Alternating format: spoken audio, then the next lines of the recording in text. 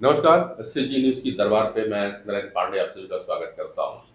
1.5 महीने के चुनावी हलचलों के बाद अब आज चुनाव अभियान अपने समापन की ओर पहुंच गया। चुनाव प्रचार का काम थम गया है और इसी के साथ देश के प्रधानमंत्री नरेंद्र मोदी कन्याकुमारी की ओर निकल चुके हैं ध्यान मग्न होने के लिए।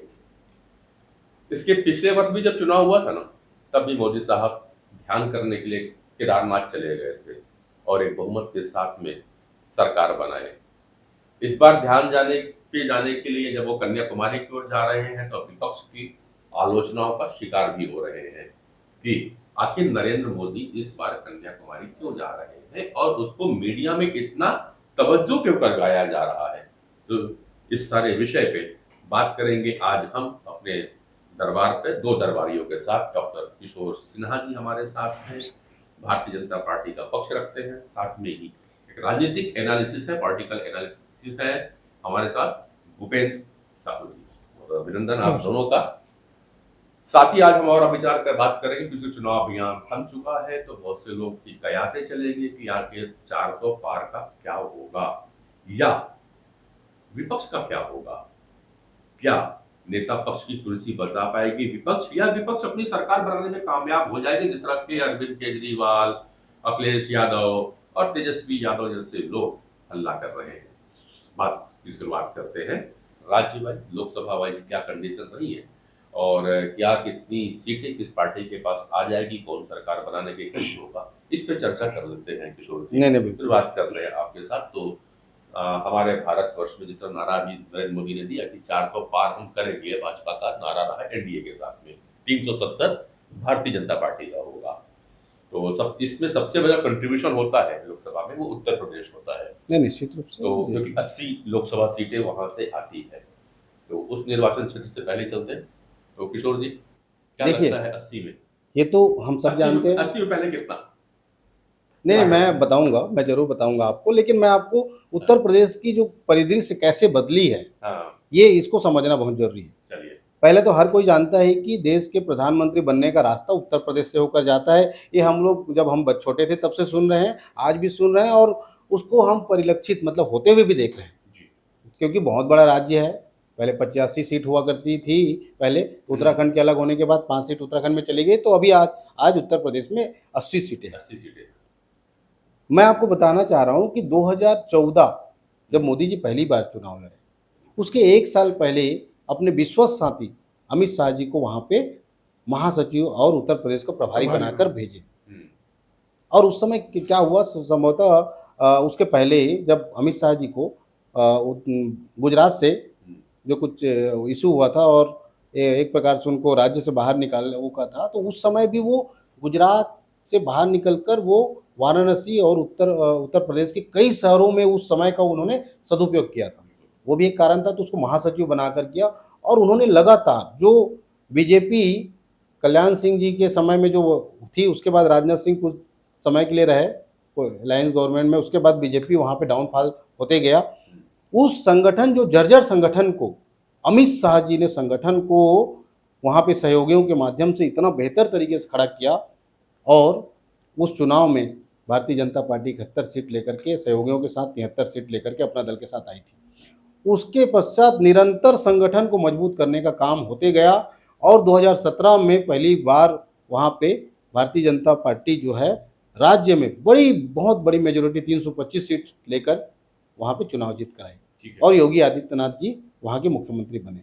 जब योगी आदित्यनाथ मुख्यमंत्री बने, जो 3 साल 14-17 जो 3 साल था, उसमें अखिलेश यादव की सरकार थी और मोदी जी, कल अमित शाह जी बोल भी रहे थे कि उस समय प्रधानमंत्री वहाँ के सांसद थे लेकिन उनको सहयोग नहीं मिला, इसलिए जो अपना वाराणसी है, काशी है, उसका विकास उस तरीके से हो नहीं पाया। तो 2017 में जब सरकार बनी और योगी आदित्यनाथ जी मुख्यमंत्री बने और केंद्र में अपनी सरकार थी, तो दोनों डबल इंजन की सरकार ने ऐसे महत्वपूर्ण फैसले लिए। यूपी में जो है लॉ एंड ऑर्डर की व्यवस्था जो है, इसको बहुत प्रमुखता से आपको जानना पड़ेगा क्योंकि क्या स्थिति थी। आप सुने भी होंगे कि लोग कितना डरते थे। 6 बजे के बाद महिलाएं, बच्चियां, बेटियां घर से निकल नहीं पाती थी। कोई अगर अपना गन्ने का जो गन्ना बेचते थे, उनका पैसा लेके जब आते थे, उस समय तो ऑनलाइन और ये साधन नहीं था, तो लोग पैसा लेके आते थे तो अगर रात है तो वहीं रुक जाते थे, रात में आना नहीं। अगर आप रात में आ रहे हैं तो आपका पैसा कोई लूट लेगा, मतलब ऐसी स्थिति थी। तो ये लॉ एंड ऑर्डर को योगी आदित्यनाथ जी ने इतना स्ट्रांग किया, उसके कारण ये हुआ कि 2019 में भी हम लोग प्रचंड बहुमत से जीते, मोदी जी का अपना एक और योगी जी का। अब 2019 के बाद से योगी आदित्यनाथ महाराज जी 2022 में भी सरकार बनाए, थोड़ी सी सीटें कम हुई क्योंकि अलायंस में आकर के उन्होंने सब किया, उसके बाद भी 275 सीटें लगभग हमारी आई और सरकार बनी। अब उसके बाद आप देखिए इसमें कई योजनाएं हैं, लॉ एंड ऑर्डर वहाँ का बहुत बड़ा मुद्दा है, गुंडा राज लगभग समाप्ति की ओर है। आप कई बार मीडिया में देखे होंगे कई लोग कि मुझे गिरफ्तार कर लो, मुझे गिरफ्तार कर लो, जेल में रहेंगे, नहीं तो एनकाउंटर में मारे जाएंगे, ऐसा खौफ है वहाँ पे। दूसरी बात, विकास का आप मॉडल देख लीजिए, अयोध्या डेवलप हो गया, भगवान प्रभु श्री राम जी का भव्य मंदिर बन गया, काशी बहुत विकसित हो गया, छोटी छोटी गलियों वाला काशी आज आप देखेंगे काशी की भव्यता। उसके साथ में मोदी जी की कई योजनाएं हैं, योगी जी की कई योजनाएं हैं। 5 किलो राशन का जो है, जिसको कांग्रेस जो है गाली दे रही थी कि 5 किलो राशन देकर के गरीब बना रहे, 80 करोड़ आपके गरीब है, वही लोग आखिरी चरण आते आते हम लोग स्वयं 10 किलो देंगे बोल रहे हैं। तो आप इम्पेक्ट करिए, जिनके पास खाने का नहीं है उनके लिए 5 किलो राशन का क्या महत्व है वो वही व्यक्ति बता सकता है। आप हम जो बैठे हैं वो लोग शायद इसकी कल्पना नहीं कर सकते। तो ऐसी कई योजना, आयुष्मान भारत है, इलाज कराना कितना ये है। तो इन सब कारणों से, और दूसरी बात 2019 में मायावती जी और समाजवादी पार्टी का जो बहुत बड़ा स्ट्रांग अलायंस था, उस अलायंस में भी भारतीय जनता पार्टी अपने दम पर 62 सीट और अब अपना दल का 64 सीट भारतीय जनता पार्टी जीत कर आई थी। तो अभी कांग्रेस और समाजवादी पार्टी का अलायंस बहुजन समाज पार्टी और समाजवादी पार्टी से ज्यादा मजबूत तो नहीं है। आप जातिगत समीकरण देखिए, उनका जाटा वोट बैंक का एक बहुजन समाज पार्टी का रहता है, फिर इनका MY जो भी करोगे तो तीनों मिलाकर के बड़ा कोलन। अब तो कांग्रेस का वहां 2% 2.5% वोट शेयर है, उनके साथ उनका अलायंस है। मायावती अलग लड़ रही है, कई जगह मायावती के कैंडिडेट बीजेपी को फायदा पहुंचा रहे हैं। तो इन सब कारणों से मेरे को लगता है कि उत्तर प्रदेश में केवल परिवार बचेगा, वो भी उनमें भी मुझे लगता है किसी परिवार में भी सेंध लग सकती है, और बाकी कोई सीट इन लोग जीत नहीं पाएंगे। तो मेरे हिसाब से अखिलेश यादव अगर बचा ले गए तो कन्नौज बचा लेंगे, मैनपुरी बचा लेंगे, ये 2 जगह मेरे को लगता है वो बचा लेंगे, और राहुल गांधी अगर बचा पाए तो रायबरेली बचा पाएंगे। ये मेरे को 3 सीट ऐसा लगता है जो उन लोग जीत जाए, और एक आध जगह कहीं पे और थोड़ा सा फाइट है, बाकी ज्यादातर सीट बीजेपी जीतेगी। बीजेपी नहीं में 70 सीटें जीतेगी, 70 80 में 70। बिपिन जी 70-71 का तो मेरा भी प्रेडिक्शन यही कह रहा है, क्योंकि वहाँ बहुजन समाज पार्टी पूरी तरीके से डाउन हो चुकी है, और बहुजन समाज पार्टी का जो कोर वोट बैंक है, इसे दलित पिछड़े लोग जो हैं, वो कहीं ना कहीं अब बीजेपी में शिफ्ट हो रहा है, जिसका परिणाम 2019 में भी देखने को मिला, 2017 और 2022 के विधानसभा में वहाँ देखने को मिल रहा है। और वहाँ भी जो अलायंस हुआ, देखिए अभी क्या हुआ था, जब MP विधानसभा चुनाव हुआ उस समय समाजवादी पार्टी के नेता जो हैं, आज प्रमुख है समाजवादी पार्टी के मुखिया अखिलेश यादव, तो उन्हीं को कमलनाथ ने कहा था ये अखिलेश कौन है हम नहीं जानते। तो उतनी बड़ी गहराई को 3-4 महीने में पाट पाना, उसके बाद अपने कोर वोटर को मर्ज करना, जो कि पिछले बार भी ये आरोप लगा था समाजवादी पार्टी की तरफ से कि हमारे वोटर BSP को वोट दिए, लेकिन BSP के वोटर जो है हमको वोट नहीं दिए। तो ये देखने वाली बात होगी क्या समाजवादी पार्टी के जो कोर वोटर है वो कांग्रेस के प्रत्याशियों को वोट दे पाएंगे, क्या जो कांग्रेस के कोर वोटर है वो समाजवादी पार्टी की तरफ झुक पाएंगे कि नहीं झुक पाएंगे। और मुझे ऐसा लग रहा है कि BSP अलग लड़के कहीं ना कहीं कांग्रेस और समाजवादी पार्टी को नुकसान पहुंचाने का काम कर रही है, जिसका सीधा फायदा बीजेपी को होता हुआ दिख रहा है। और 70-71 सीटें मुझे लग रहा है कि आ सकती है वहाँ बीजेपी की। BSP के जो वोटर्स हैं और उनकी जो सीट है उसका फायदा कहीं ना कहीं भारतीय जनता पार्टी को मिलेगा। कुछ सीट पे बात करते हैं, 2 सीटें समाजवादी पार्टी की हैं, कन्नौज मैनपुरी, और रायबरेली और अमेठी, 4 जगहों पे क्या प्रेडिक्शन है? अमेठी तो बीजेपी जीतेगी, रायबरेली का मैं 50-50 लेके चल रहा हूँ। हाँ। ऐसा तो नहीं कि कन्हैयालाल शर्मा जो टिकट दिया गया उसका फायदा कहीं ले जाता है? नहीं, किशोरीलाल शर्मा मुझे नहीं लग रहा है, क्योंकि स्मृति ईरानी जिन मुद्दों के आधार पे वहाँ गई, आखिर में उन्होंने चुनाव से पहले वहाँ घर बनाया, अपना मतदाता सूची में नाम जुड़वा लिया, और कहीं ना कहीं भावनात्मक लोगों से वो जुड़ने का प्रयास किया है। मैं एक चीज और आपको बताना चाहूँ, किशोरीलाल शर्मा जो है ना कभी नेता नहीं रहे। कार्यकर्ता थे। वो मैनेजमेंट, एक नहीं प्रबंधन, कार्यकर्ता नहीं प्रबंधन, नहीं मैं प्रबंधन, कोई दूसरा मैनेजमेंट चीज देखते थे। मैनेजर है, मैनेजर है। बेस्ट मैनेजर है, हाँ। बहुत अच्छा मैनेजर है, लेकिन जनता उसको नेता के रूप में स्वीकार नहीं कर रही है। वो गांधी परिवार का एक मैनेजर है और वो चुनाव बहुत बेहतर तरीके से वो लड़वाते थे, मैनेज करते थे, लोग उसको नेता के रूप में एक्सेप्ट नहीं कर पा रहे। ठीक है। और स्मृति ईरानी ने बहुत बेहतरीन काम किया। उन्होंने जितनी भी सरकार की योजनाएं हैं वहाँ पे बहुत ज़्यादा आप देखेंगे तो उसमें आप गौरीगंज, अमेठी गौरीगंज वाला एरिया जो बोलते हैं, गौरीगंज जिला है ना हाँ, गौरीगंज।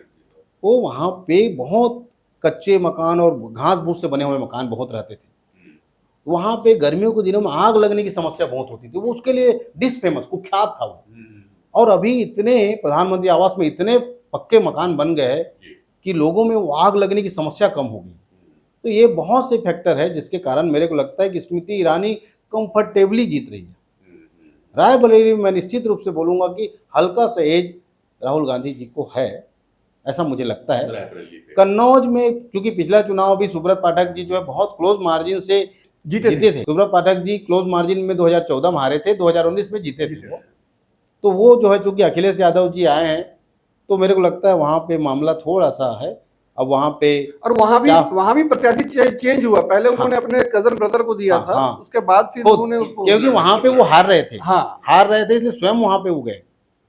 मैनपुरी, चूंकि मैनपुरी से लोगों की आस्था जुड़ी हुई है। मुलायम सिंह यादव, आप माने चाहे ना माने, मुलायम सिंह के प्रति एक श्रद्धा है।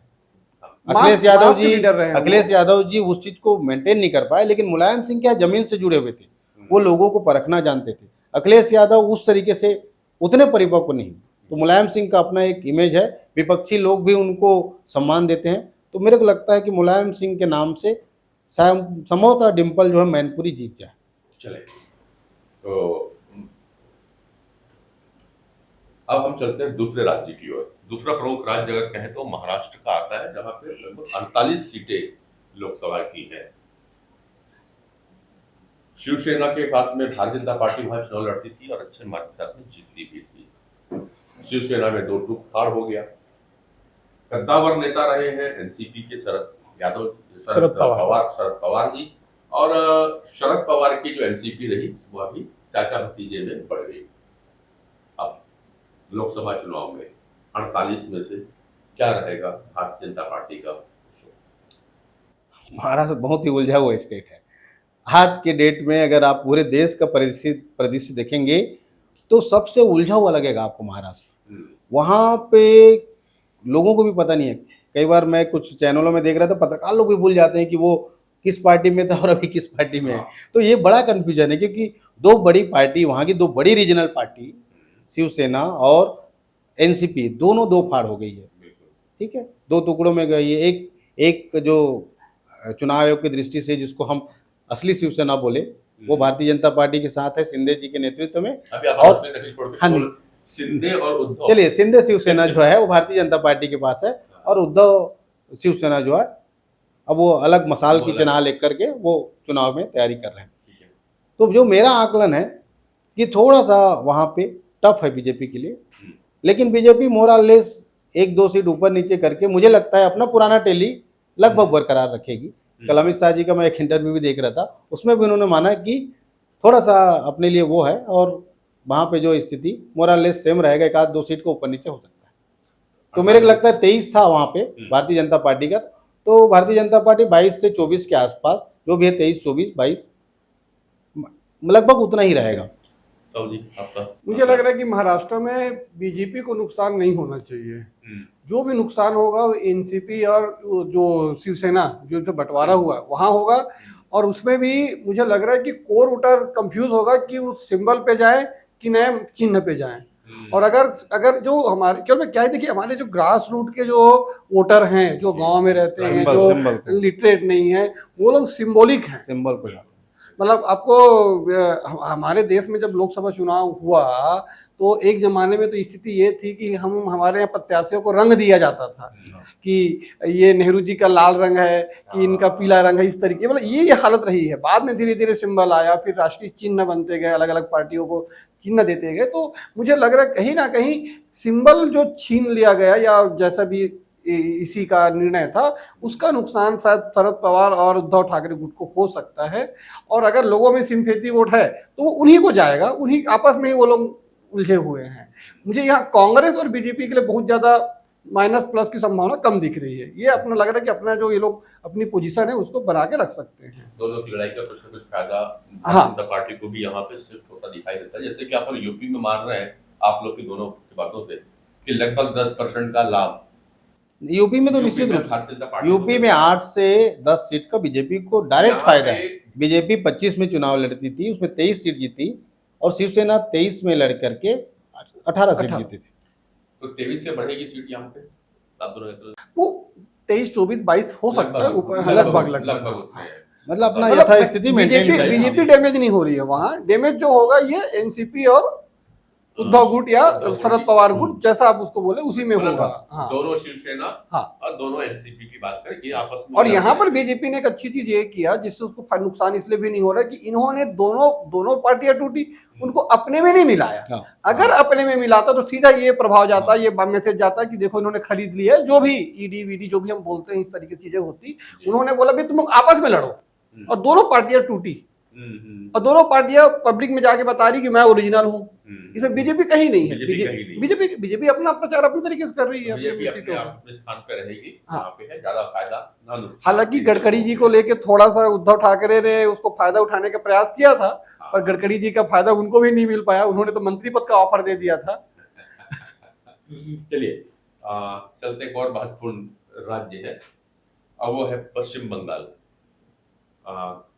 सूत्रों में खबर मिल रही है कि कोई ममता दीदी कुछ परेशान, कुछ बेचैन सी है। नहीं, अगर कल ममता दीदी का आप स्टेटमेंट देखेंगे तो जो भी होगा, जो ऊपर वाले पे है, ऐसा उनका वक्तव्य अगर आप देखेंगे तो थोड़ा सा फ्रस्ट्रेट तो है निश्चित रूप से। और अगर आप देखेंगे तो हमेशा बोल रहे हैं कि मोदी जी जो ये कर रहे हैं वो कर रहे हैं, हिंदू मुसलमान कर रहे हैं, हिंदू मुसलमान कर रहे हैं। अरे आप तो मुसलमान कर रहे हैं तो हिंदू मुसलमान करने में क्या दिक्कत है भाई? आप मुसलमान कर रहे हैं ना। आप जो है कभी ये एक्सेप्ट नहीं कर रहे कि आप मुसलमानों के लिए मैं नहीं कर रही हूँ, आप एक्सेप्ट कर रहे हैं कि मैं मुसलमानों के लिए करती हूँ। आप बस ये आप ये बोलने की कोशिश करते हो कि मैं हिंदू विरोधी नहीं हूँ। इसका मतलब है ना आप तो बैकफुट पे है ना, आप बैकफुट पे हैं।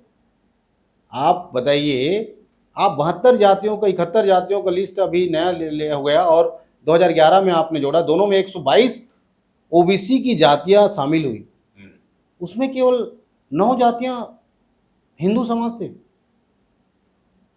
और बाकी आपका 110 112 जितने भी जातियां हैं वो मुस्लिम समाज के है।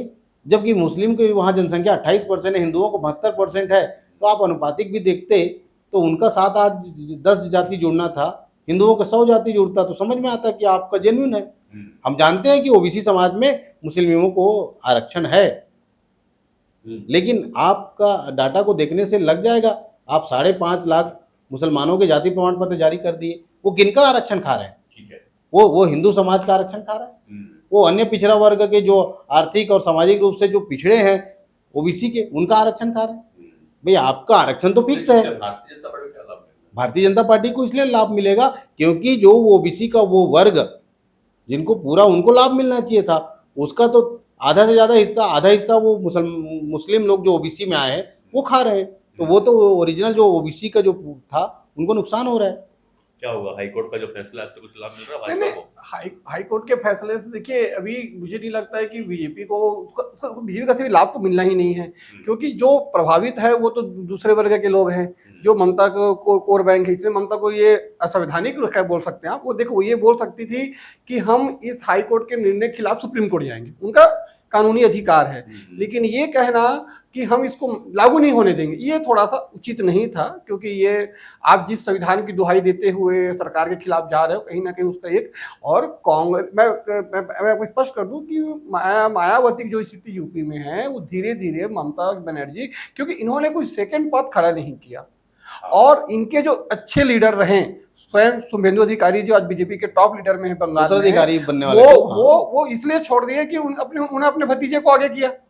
वही चीजें मायावती ने किया, तो इन्होंने अपने परिवार को आगे बढ़ाया। उसके बाद लगातार जो आरोप लगते रहे भ्रष्टाचार के, इनके बहुत सारे मंत्री जेल गए। उसके बाद संदेश खाली की विक्टिम को जिस प्रकार से बीजेपी ने देखा टिकट पात्र दे दिया। टिकट दिया। और उसके बाद वो जो एक स्टेट का जो छोटा सा घटना था, जिस पर बड़ा खड़गे जी ने कहा कि ऐसी छोटी मोटी घटनाएं होती रहती है, वो हो सकता है वो घटना छोटा हो, लेकिन वो आज पूरा नेशनल इश्यूज बन गया वो।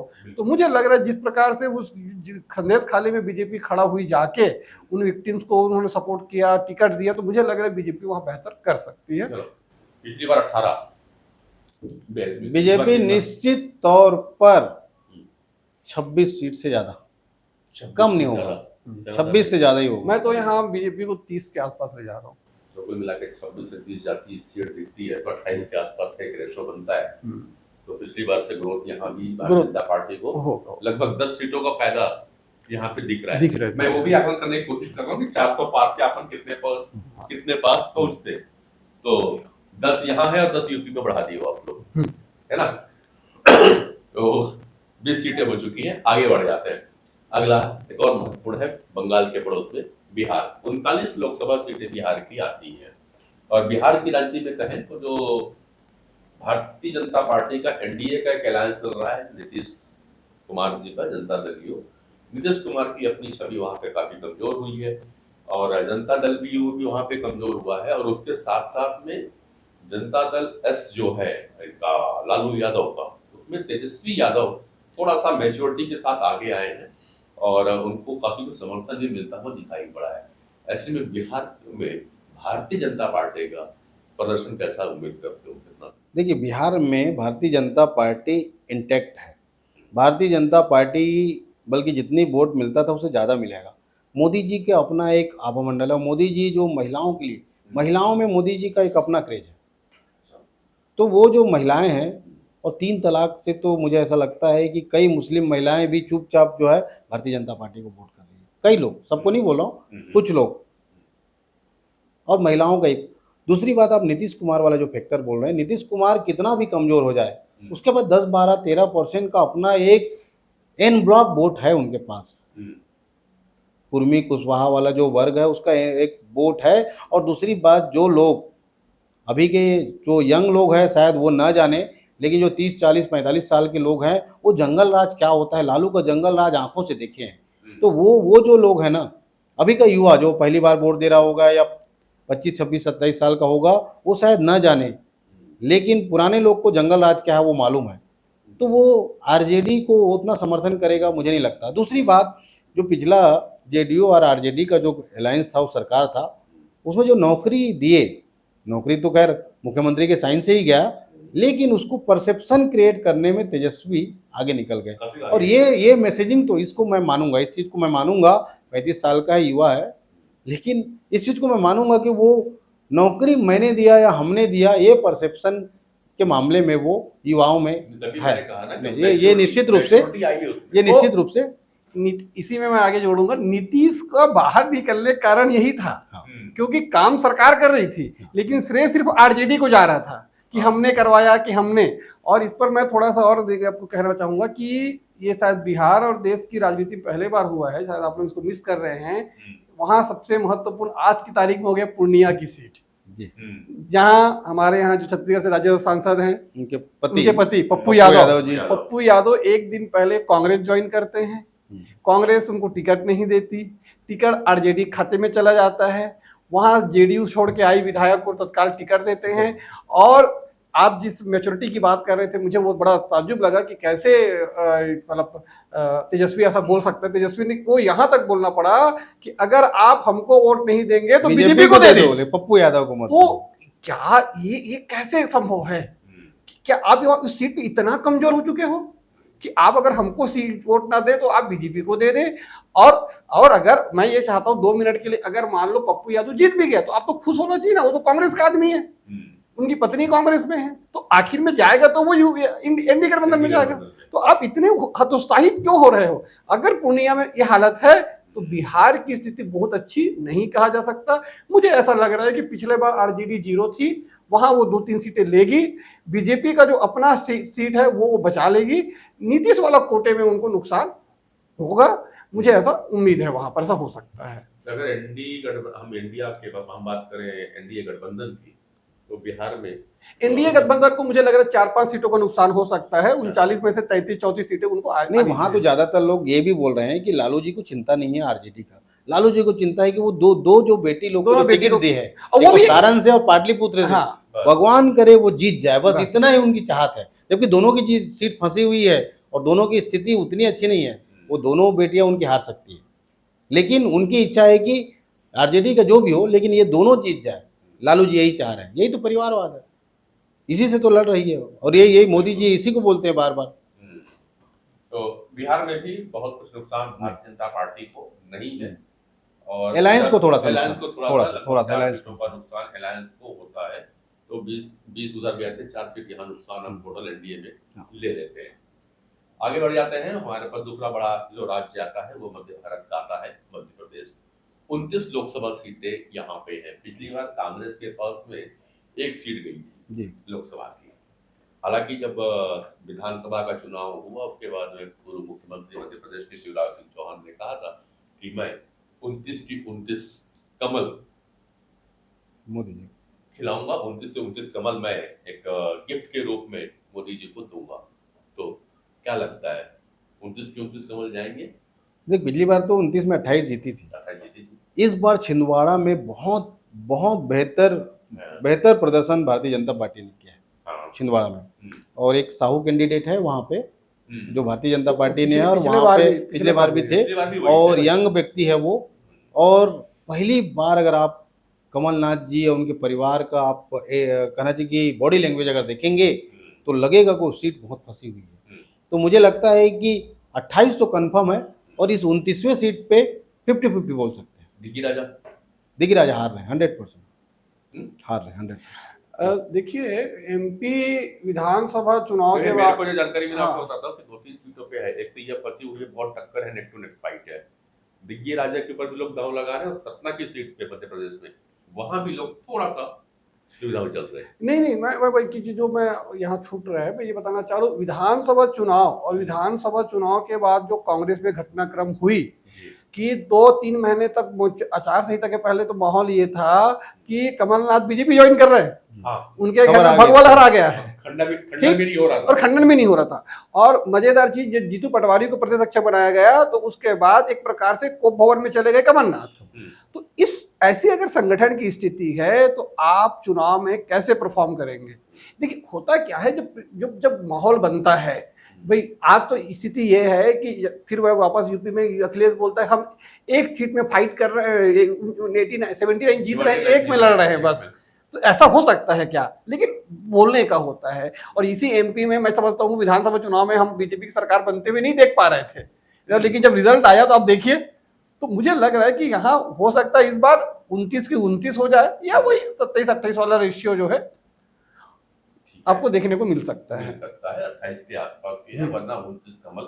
और इसमें एक चीज और कि जैसे ही विधानसभा चुनाव आया, सबसे पहला दौरा शिवराज सिंह ने छिंदवाड़ा का किया था, और ये बात आई थी मीडिया में, भोजन भी किया था एक गरीब के घर पर, सरकार बनने के पहले ही। वो तो बाद में मुख्यमंत्री बदल दिए इन्होंने। तो इसलिए और हम सबकी निगाहें छिंदवाड़ा पे हुई रहेगी चुनाव में। हम तो बिल्कुल जो चुनाव एनालिसिस आएगा उस पर हम लोग बेकार देखते रहेंगे, और एक छिंदवाड़ा का क्या हो रहा है ना। और एक वो यहाँ वो प्रत्याशी का नामांकन रद्द, जो समाजवादी पार्टी को 1 सीट दिए थे, वो तो ऐसी बीजेपी जीत चुकी है वहाँ।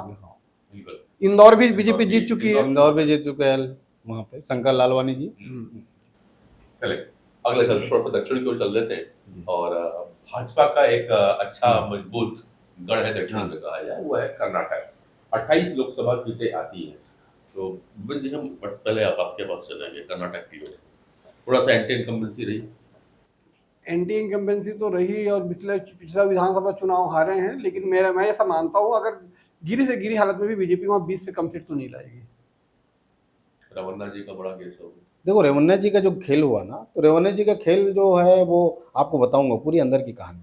रेवन्ना जी के खेल में कांग्रेस इन्वॉल्व है, आपको बता रहा हूँ। रेवन्ना जी जिस कम्युनिटी को बिलोंग करते हैं वो वोका लीग का समुदाय है, और वोका लीग का समुदाय का जेडीएस एक पार्टी है, और वो वोका लीग का जो समुदाय है उसका एक बड़ा नेता है कांग्रेस का, डीके शिव कुमार। ये रेवन्ना का जो केस है उसको जिसने भी पत्र लिखा था वो 3-4 दिन पहले लिख गया था। तो क्या कांग्रेस ने उस पर कार्रवाई क्यों नहीं किया? क्योंकि उनको मालूम था कि कांग्रेस उस समय कार्रवाई करता तो वोकालिगा समुदाय जो है उससे नाराज हो जाता और थोड़ा बहुत अगर वोट मिला होगा कांग्रेस को वो नहीं मिलता। और उसके बाद तुरंत दूसरा चरण का चुनाव हो गया। तो मेरे को नहीं लगता कि बहुत ज़्यादा रेवन्ना केस का इस चुनाव में असर पड़ेगा। तो थोड़ा बहुत पड़ता तो क्यों पड़ता वो मैंने आपको समझा दिया कि कांग्रेस 3-4 दिन तक क्यों कार्रवाई नहीं किया रेवन्ना पे। ठीक है, रही सवाल भारतीय जनता पार्टी, तो भारतीय जनता पार्टी की सीटें निश्चित रूप से कम होगी वहाँ पे, मेरा आकलन है। पिछले बार वहाँ पे संभवतः शायद 25 सीट जीती थी। इस बार मेरे को लगता है बीजेपी 20 सीट जीतेगी और जेडीएस 1 सीट जीतेगी, 1 या 2, क्योंकि जेडीएस में जो अपना एचडी देवगौड़ा साहब है उन्होंने भी अपने सिंबल पे अपने दामाद नहीं, उनका दामाद भी भारतीय जनता पार्टी के सिंबल पे। एक मजेदार चीज ये है बेंगलोर से कि लड़ रहे हैं। रमन्ना वाला भी प्रकरण तब आया है जब उस सीट पे वोटिंग हो चुकी थी। तो बेसिकली कांग्रेस रमन्ना केस के माध्यम से बीजेपी को साधना चाह रही थी, उसको निशाने पे लेना चाह रही थी। दिक्कत ये पर हुई है। और रही बात, वो केस एक दिन का नहीं है, वो केस तो पुराना है और आपने गठबंधन में सरकार भी चलाई है, तो आपको भी पता था ये चीजें हो रही हैं। उसके टाइमिंग को लेके थोड़ा सा वो है, और ऐसा ना हो कि रमन्ना चुनाव जीत भी जाए। वो खुद भी पार्लियामेंट तो है ही, वो हो सकता है कि वो चुन भी, क्योंकि वो वोटिंग के बाद उस केस को ओपन किया गया, तो कहीं ना कहीं है कि प्लानिंग से किया गया है ताकि लगता है। हाँ, तो यहाँ पे आप देखें तो लगभग 20 4-5 सीट का नुकसान हो रहा है बीजेपी को, निश्चित तौर पर वहाँ पे नुकसान हो रहा है। 10 के आगे चल रहे हैं आप जी मतलब ओवरऑल। नहीं, हम लास्ट में एक टेली करेंगे पूरा एक था। तो अभी हम बात कर रहे हैं कि 4 के पीछे हो गए हैं, 10 में आगे चलते हुए देखिए राजस्थान और गुजरात पहुंचते हैं। सबसे बड़ा मजबूत गढ़ है भारतीय जनता पार्टी का, क्लीन स्वीप मिलता है 26 सीट गुजरात में, 26 की 26 जीता। इस बार 26 में 26 फिर 26 की 26 इसलिए जाएगा क्योंकि प्रधानमंत्री जी उसका गृह राज्य है। वहाँ के लोग जब उनको वहाँ के लोग क्यों नहीं देंगे उनको? किसी राज्य का कोई व्यक्ति जो है वो प्रधानमंत्री है, वो भी 3 बार प्रधानमंत्री है, मुख्यमंत्री रहा है, इतने बड़े नेता है, तो क्यों नहीं चाहेगा वो राज्य? तो गुजरात के बारे में तो सोचना ही नहीं है, चाहे परिस्थिति कुछ भी हो जाए वहाँ पे, और वहाँ तो स्थानीय परिस्थिति कुछ भी हो जाए, लगातार कमजोर भी हो रही है। और कांग्रेस के सभी बड़े नेता, अर्जुन मोढवाडिया जी, कितने सब बड़े नेता लोग आ गए। एक थोड़ा सा 2019 में निकाला, अरे हार्दिक पटेल को बीजेपी में आ गए, इससे बड़ी बात क्या हो सकती है? 2019 में जो वहाँ पटेलवाद का सब कुछ था, हाँ, तब तो कुछ नहीं हो पाई, आंदोलन का चेहरा हुआ। और वहाँ के मतदाताओं को ये पता है कि हमको मोदी जी को मजबूत रखना है। उनको पता है अगर यहाँ 1 सीट भी कम हुई, इसमें अभी राजस्थान आपके में आया नहीं, राजस्थान में अमित शाह का स्टेटमेंट था, आपने 25 की 25 देके गलती की है, मतलब ये आपको पीछे नहीं जाना, इतना देना ही पड़ेगा। तो अगर अमित शाह ये बातें राजस्थान में खड़ा होकर बोल रहे हैं तो इसका सीधा प्रभाव जाता है गुजरात में कि अमित शाह राजस्थान में देना ही है, लेकिन गुजरात को देना ही पड़ेगा। चलो, तो गुजरात को 26 हाँ नहीं, उसमें तो कोई डाउट नहीं। आपने कहा कि राजस्थान की बात नहीं, चलो भैया राजस्थान आते हैं। राजस्थान में निश्चित रूप से बीजेपी को नुकसान हो रहा है। एक तो मैं जैसलमेर का सीट बताऊंगा जहाँ पे एक निर्दलीय विधायक भाटी और एक कुछ बीजेपी के जो रिबेल लोग हैं वो चुनाव लड़ रहे हैं, तो मेरे को लगता है कि 2-3 सीट बीजेपी को वहाँ पे लॉस हो सकता है। एक्चुअली राजस्थान में क्या हुआ, जिस प्रकार से सरकार बदली, मुझे नहीं लगता कि भजनलाल शर्मा एकदम से 3-4 महीने में उतनी मजबूत स्थिति में आ पाए। और कई बार होता है ना कि जो बड़े नेता जब साइलेंट बैठ जाते हैं, मैं जिसका नाम ले रहा हूँ आप समझ रहे हो, वसुंधरा राजे सिंधिया की, तो थोड़ा सा लगता है कि उस तरीके की चीजों में थोड़ा सा फर्क आ सकता है। आपको याद होगा कि वहाँ पहला एक चुनाव हुआ, 1 सीट पे प्रत्याशी एक्सपायर हुआ तो वो कर दिया, मंत्री शपथ दे, बड़ा बचकाना हरकत लगा, मुझे अच्छा नहीं था ये राजनीति में कि भाई थोड़ा होल्ड कर लो, वेट कर लो, शपथ दिला सकते, या तो उस बड़े लेवल का व्यक्ति हो भाई कि उसको आप शपथ दिला दिए, चुनाव देखा जाएगा बाद में, क्या उसके पास या तो आपके दूसरा कोई ऑप्शन हो, वहां विधान परिषद भी नहीं है, तो एक जो बिल्कुल मतलब अगले 1 महीने के भीतर, इसलिए मैंने उस आर्टिकल में कहा था कि भजनलाल अपने पहले यूनिट टेस्ट में फेल, तो वो मुझे लग रहा है कि वहाँ अंतर्द्वंद कहीं ना कहीं है। हालांकि कांग्रेस की अच्छी स्थिति वहां भी नहीं है, लेकिन हो सकता है क्लीन स्वीप ना होके वहां कांग्रेस 1-2 सीटें निकाल ले, तो बहुत ज्यादा ऐसे 10, 12, 15 फर्क नहीं आएगा, 1-2 सीटें ऊपर नीचे हो सकता है। हमारे सामने राजस्थान पे लगभग 2 के आसपास का नुकसान भारतीय जनता पार्टी को दिखता है अकेले। राजस्थान से चलते हैं आंध्र प्रदेश की ओर। 24 लोकसभा 25 चलो में जो डाटा है वो 25 17 और 25 है, तेलंगाना 17 है और 25। ये भी वही से हम्म। है, 17 और 25 है। ठीक ठीक है ना, ठीक ठीक, चलिए। कोई दिक्कत नहीं। 25 सुधार ले कर जाएगा ये। नहीं, कंफर्म 25 सीट कंफर्म है। है ना। तो चलिए अब राजस्थान से आगे बढ़ते हैं आंध्र प्रदेश की ओर, जहाँ पे लोकसभा की 25 सीटें हैं। 25 सीटें हैं, 6 सीट पर बीजेपी लड़ रही है और संभवतः 1 या 2 सीट पर पवन कल्याण की पार्टी लड़ रही है और बाकी 17 सीटों पे टीआरएस नहीं टीडीपी टीडीपी लड़ रही है। और बीजेपी जो 6 सीटों पे लड़ रही है उसमें 3 या 4 जगह बीजेपी बहुत मजबूत से लड़ रही है। एक जगह तो हमारी छत्तीसगढ़ की जो प्रभारी थी डी पुरेंद्रश्वरी जी, एनटी रामाराव जी की जो सुपुत्री है, तेलुगु देशम पार्टी के संस्थापक, उनकी बेटी जो हमारे राज्य की प्रभारी भी रही है, भारतीय जनता पार्टी की राष्ट्रीय महासचिव है, वो लड़ रही है राजमुंदरई से। और ऐसे 6 सीटों पे बीजेपी लड़ रही है। तो वहाँ मुझे लगता है 3 से 4 सीट बीजेपी वहाँ जीतने की स्थिति में है, अलायंस में। वैसे भी वहाँ पे अलायंस की बात है, अलायंस की बात आंध्र प्रदेश नहीं, बीजेपी के इंडिविजुअल बता रहा हूँ, 3 सीट वहाँ जीत सकती 3 है। सीटें 3 जीतेगी। सीट और अपने अलायंस के साथ में अलायंस के साथ में बीजेपी वहाँ पे लगभग 17 से 18 सीटें जीत सकती है। तो 18-4-22, हाँ 2 सीटें ही दूसरे की बन जाएगी। नहीं 25 सीटें हैं वहाँ पे। तो वहाँ दो पे अगर कांग्रेस भी तो है। कांग्रेस एक भी सीट नहीं जीत पाएगी वहाँ पे वाईएसआर कांग्रेस को मिलेगी। वही 6-7 सीट जो है वाईएसआर कांग्रेस को मिलेगी वहाँ पे, ठीक है। मेरे हिसाब से। और वहाँ भी यही प्रॉब्लम है, वहाँ आईआरएस कांग्रेस में पारिवारिक द्वंद्व चालू हो गया हाँ। है भाई बहन के बीच में। देखो, हाँ। जगन मोहन रेड्डी की बहन कांग्रेस की वहाँ प्रदेश अध्यक्ष बना दी गई है, आंध्र प्रदेश कांग्रेस की, और वो चुनाव लड़ रहे हैं अपने चचेरे भाई से, जो जगन मोहन रेड्डी की पार्टी से जिन्होंने खड़ा किया, और दोनों भाई बहन लड़ रहे हैं। तो वहाँ पे ऐसी बहुत सी सीटें हैं। तो कई जगह इस कारण से जगन मोहन रेड्डी को भी नुकसान हो रहा है और उसका सीधा फायदा टीडीपी को मिल रहा है। और जो अभी जगन मोहन रेड्डी ने या उनकी सरकार ने जो चंद्रबाबू नायडू को जो गिरफ्तार किया, उसका जो है उनको नुकसान हुआ वाईएसआरसीपी को, और टीडीपी को इसका फायदा हो रहा है।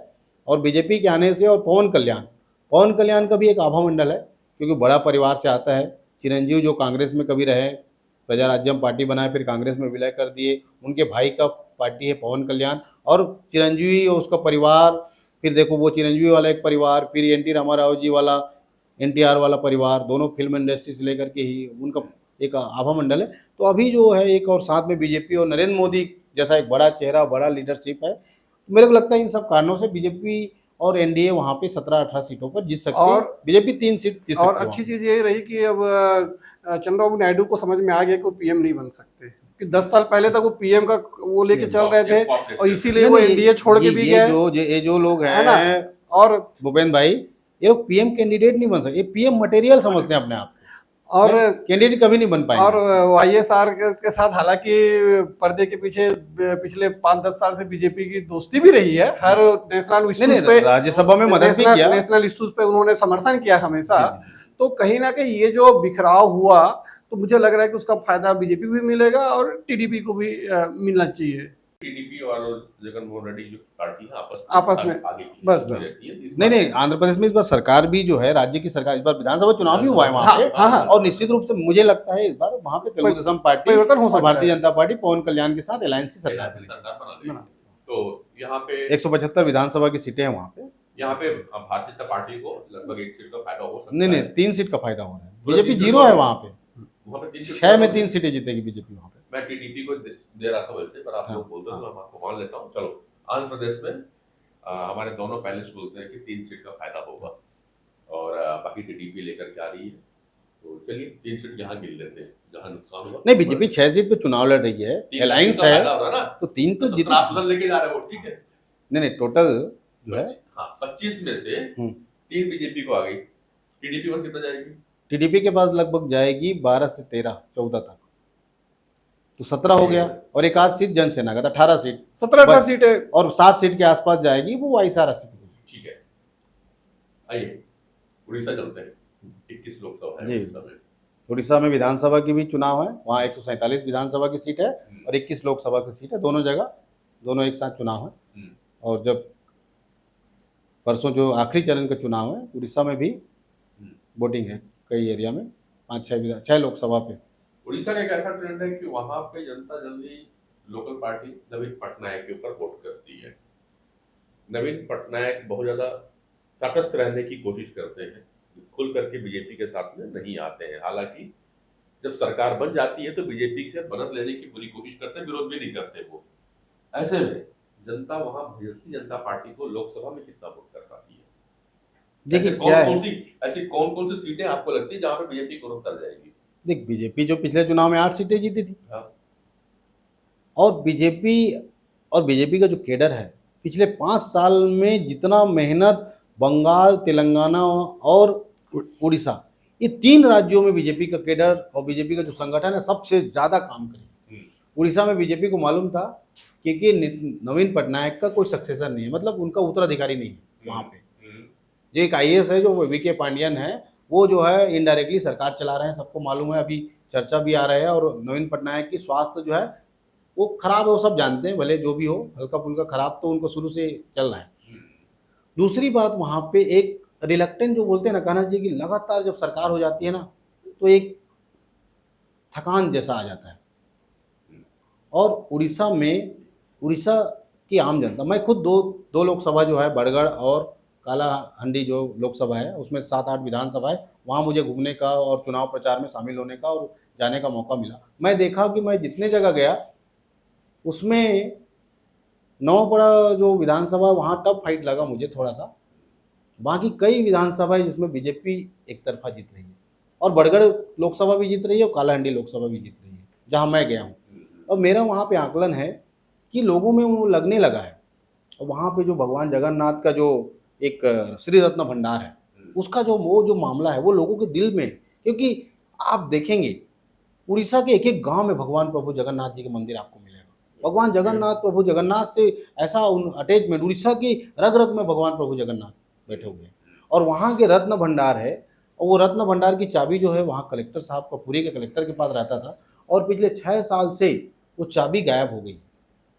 अब गायब हो गई, उसके तरह तरह के अफवाहें हैं, क्या सही है क्या गलत है ये बोलना मैं नहीं चाहूँगा, लेकिन हो सकता है वो तहखाने को खोल करके उसके जितने रत्न हैं उसको गायब कर दिए और चाबी गायब हो गई है, ऐसा भी हो सकता है। तो लोग उस पर जो है ना नाराज है। इस पर भारतीय जनता पार्टी और माननीय प्रधानमंत्री मोदी जी ने कहा है कि जैसे ही हमारी सरकार 10 जून को बनेगी हम उसको जो जांच कराएंगे। और मेरे को ऐसा लगता है कि बीजेपी वहाँ पे बड़ी ह्यूज मार्जिन से जीत रही है लोकसभा में। विधानसभा में वहाँ पे टफ फाइट हो सकती है, लेकिन लोकसभा में बीजेपी वहाँ पे लगभग 16 सीट, और चुनाव के पहले बीजेपी और जो है बीजेडी का एक अलायंस का भी चल रहा था, जिसमें बीजेपी लगभग 16-17 सीटें मांगी और वो लोग 13-14 सीट देने के लिए तैयार थे। वो स्वयं कम सीट पे लड़ना चाह रहे थे लोकसभा में, और विधानसभा में बीजेपी को वो 40 सीट के आसपास देना चाह रहे थे, बीजेपी 50 के आसपास मांग रही थी। तो इतना तो बीजू जनता दल को भी पता है कि हमारी शक्ति कम हो रही है, बीजेपी की ताकत बढ़ रही है। और मैं अभी भी बोल रहा हूँ, बीजेपी अपने दम पे सरकार उड़ीसा में बना भी सकती है, और अगर नहीं भी बनाई तो बीजेपी के बगैर बीजेडी सरकार नहीं बना पाएगी। अब मान के चलिए। इसमें एक और फैक्टर मैं जोड़ूंगा कि ये हमें याद रखना चाहिए कि 2022 में राष्ट्रपति उड़ीसा से आई है। जी जी, तो कहीं ना कहीं उसका फायदा मुझे लग रहा है कि बिल्ले का बीजेपी, उड़ीसा की बेटी है। मैं आपके पास असल उसी पॉइंट को लेकर के आ रहा था। हाँ, कि वो जो राष्ट्रपति का एक, फिर दूसरा वो जो कम्युनिटी है ट्राइबल की, स्पेशली जो संथाल वोटर्स है, उनका क्या रूप होगा, क्योंकि जल्दी वो बहुत कांग्रेस को निकल जाया करते थे वोटर। लेकिन अभी पिछले कुछ चुनाव में देखिए कि तो संथाल जो वोट हैं झारखंड में विशेषकर, जिससे खुद शिबू सोरेन के उसमें रहे हैं, वो खुद बीजेपी को वोट करते करते आ रहे हैं। और इस जिस प्रकार से द्रौपदी मुर्मू को राष्ट्रपति बनाया गया, और जो मतलब एक मैसेज गया, मतलब जमीन से जुड़े, देखो वो दिल्ली की नहीं थी, वो दिल्ली या बड़े शहर होती तो शायद गांव, वो तो गांव में थी। जी जी। जब उसके पास एक कॉल गया कि आपको राष्ट्रपति के लिए वो किया गया, तो उस समय कम्युनिकेशन भी नहीं हो पा रहा था, कुछ घंटे तक तो स्थिति ये थी। तो आप समझ सकते हैं कितने ग्रास रूट से वो जुड़ी हुई महिला है, जिस प्रकार से उसके पारिवारिक बैकग्राउंड रहा, कैसे वो संघर्ष करी, जिस प्रकार से बच्चे पति खोई। तो वैसे लोगों को जब आप कहीं बड़ा पद देते हैं, आगे लेके जाते हैं, तो जमीन से जो जुड़े हुए मतदाता हैं, जो आपके कोर वोट बैंक, उसको काफी प्रभावित करता है।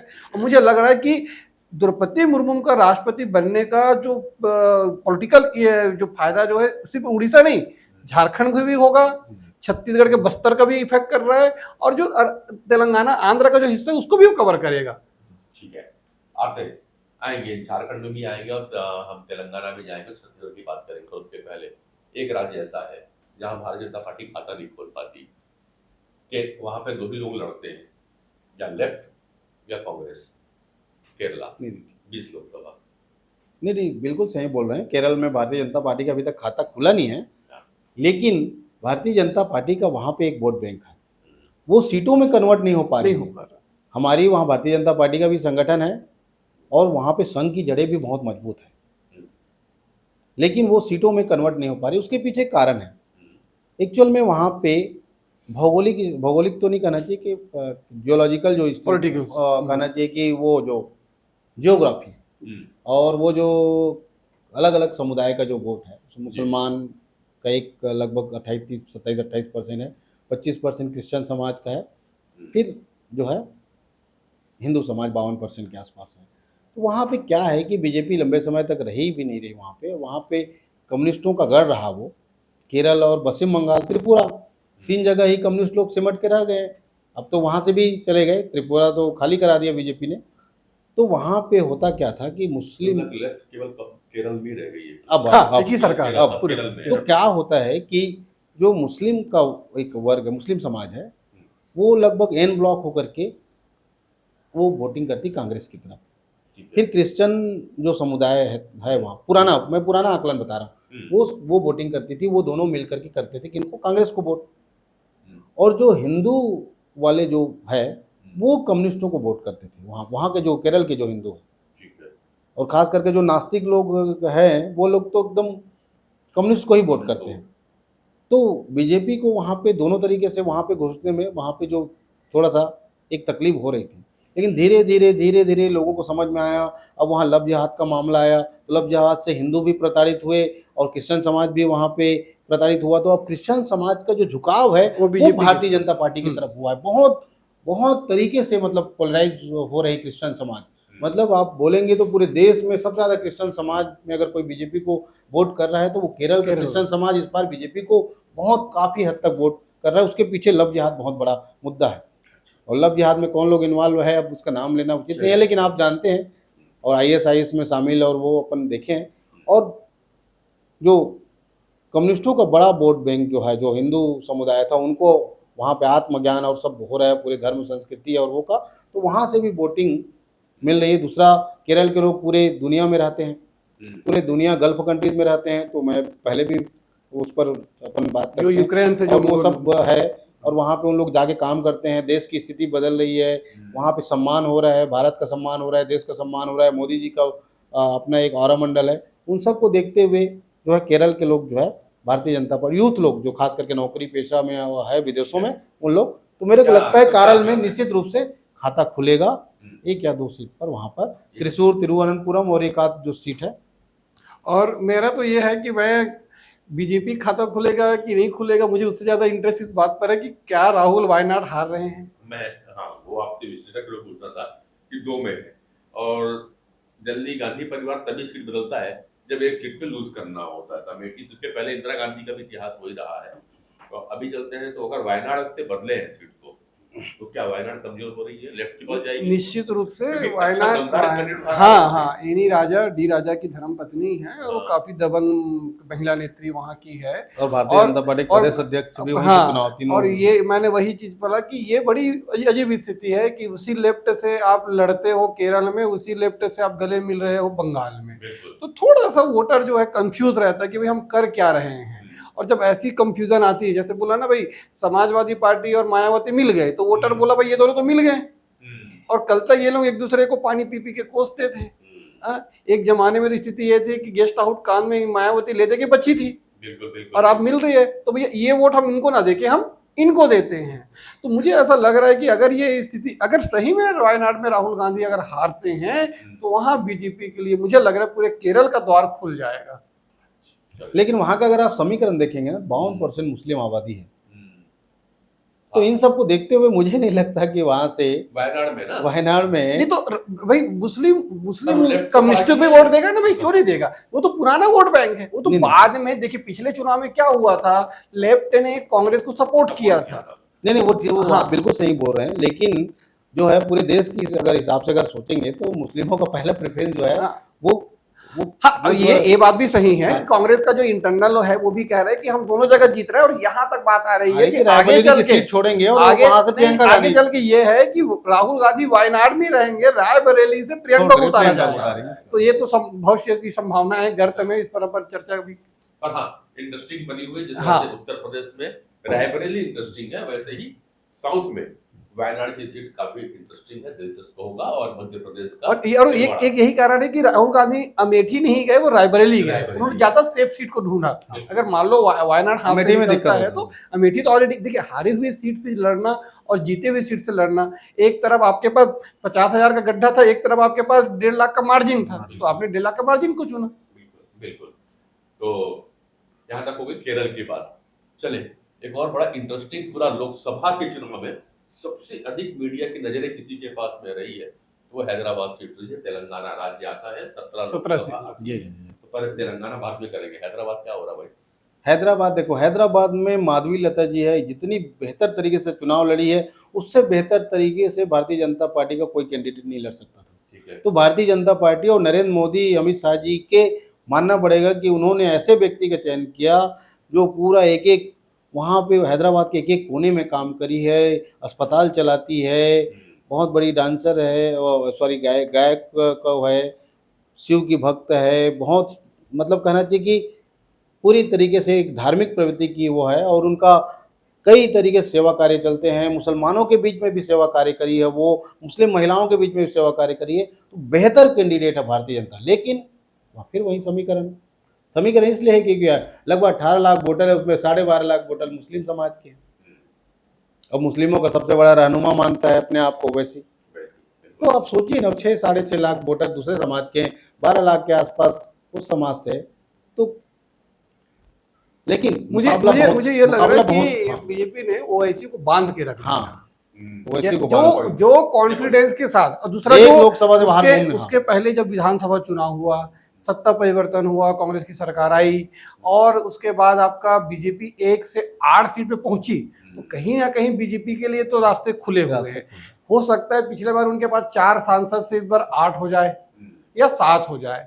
तो इसमें नुकसान तो मुझे आंध्रा में बीजेपी को नहीं दिख रहा है।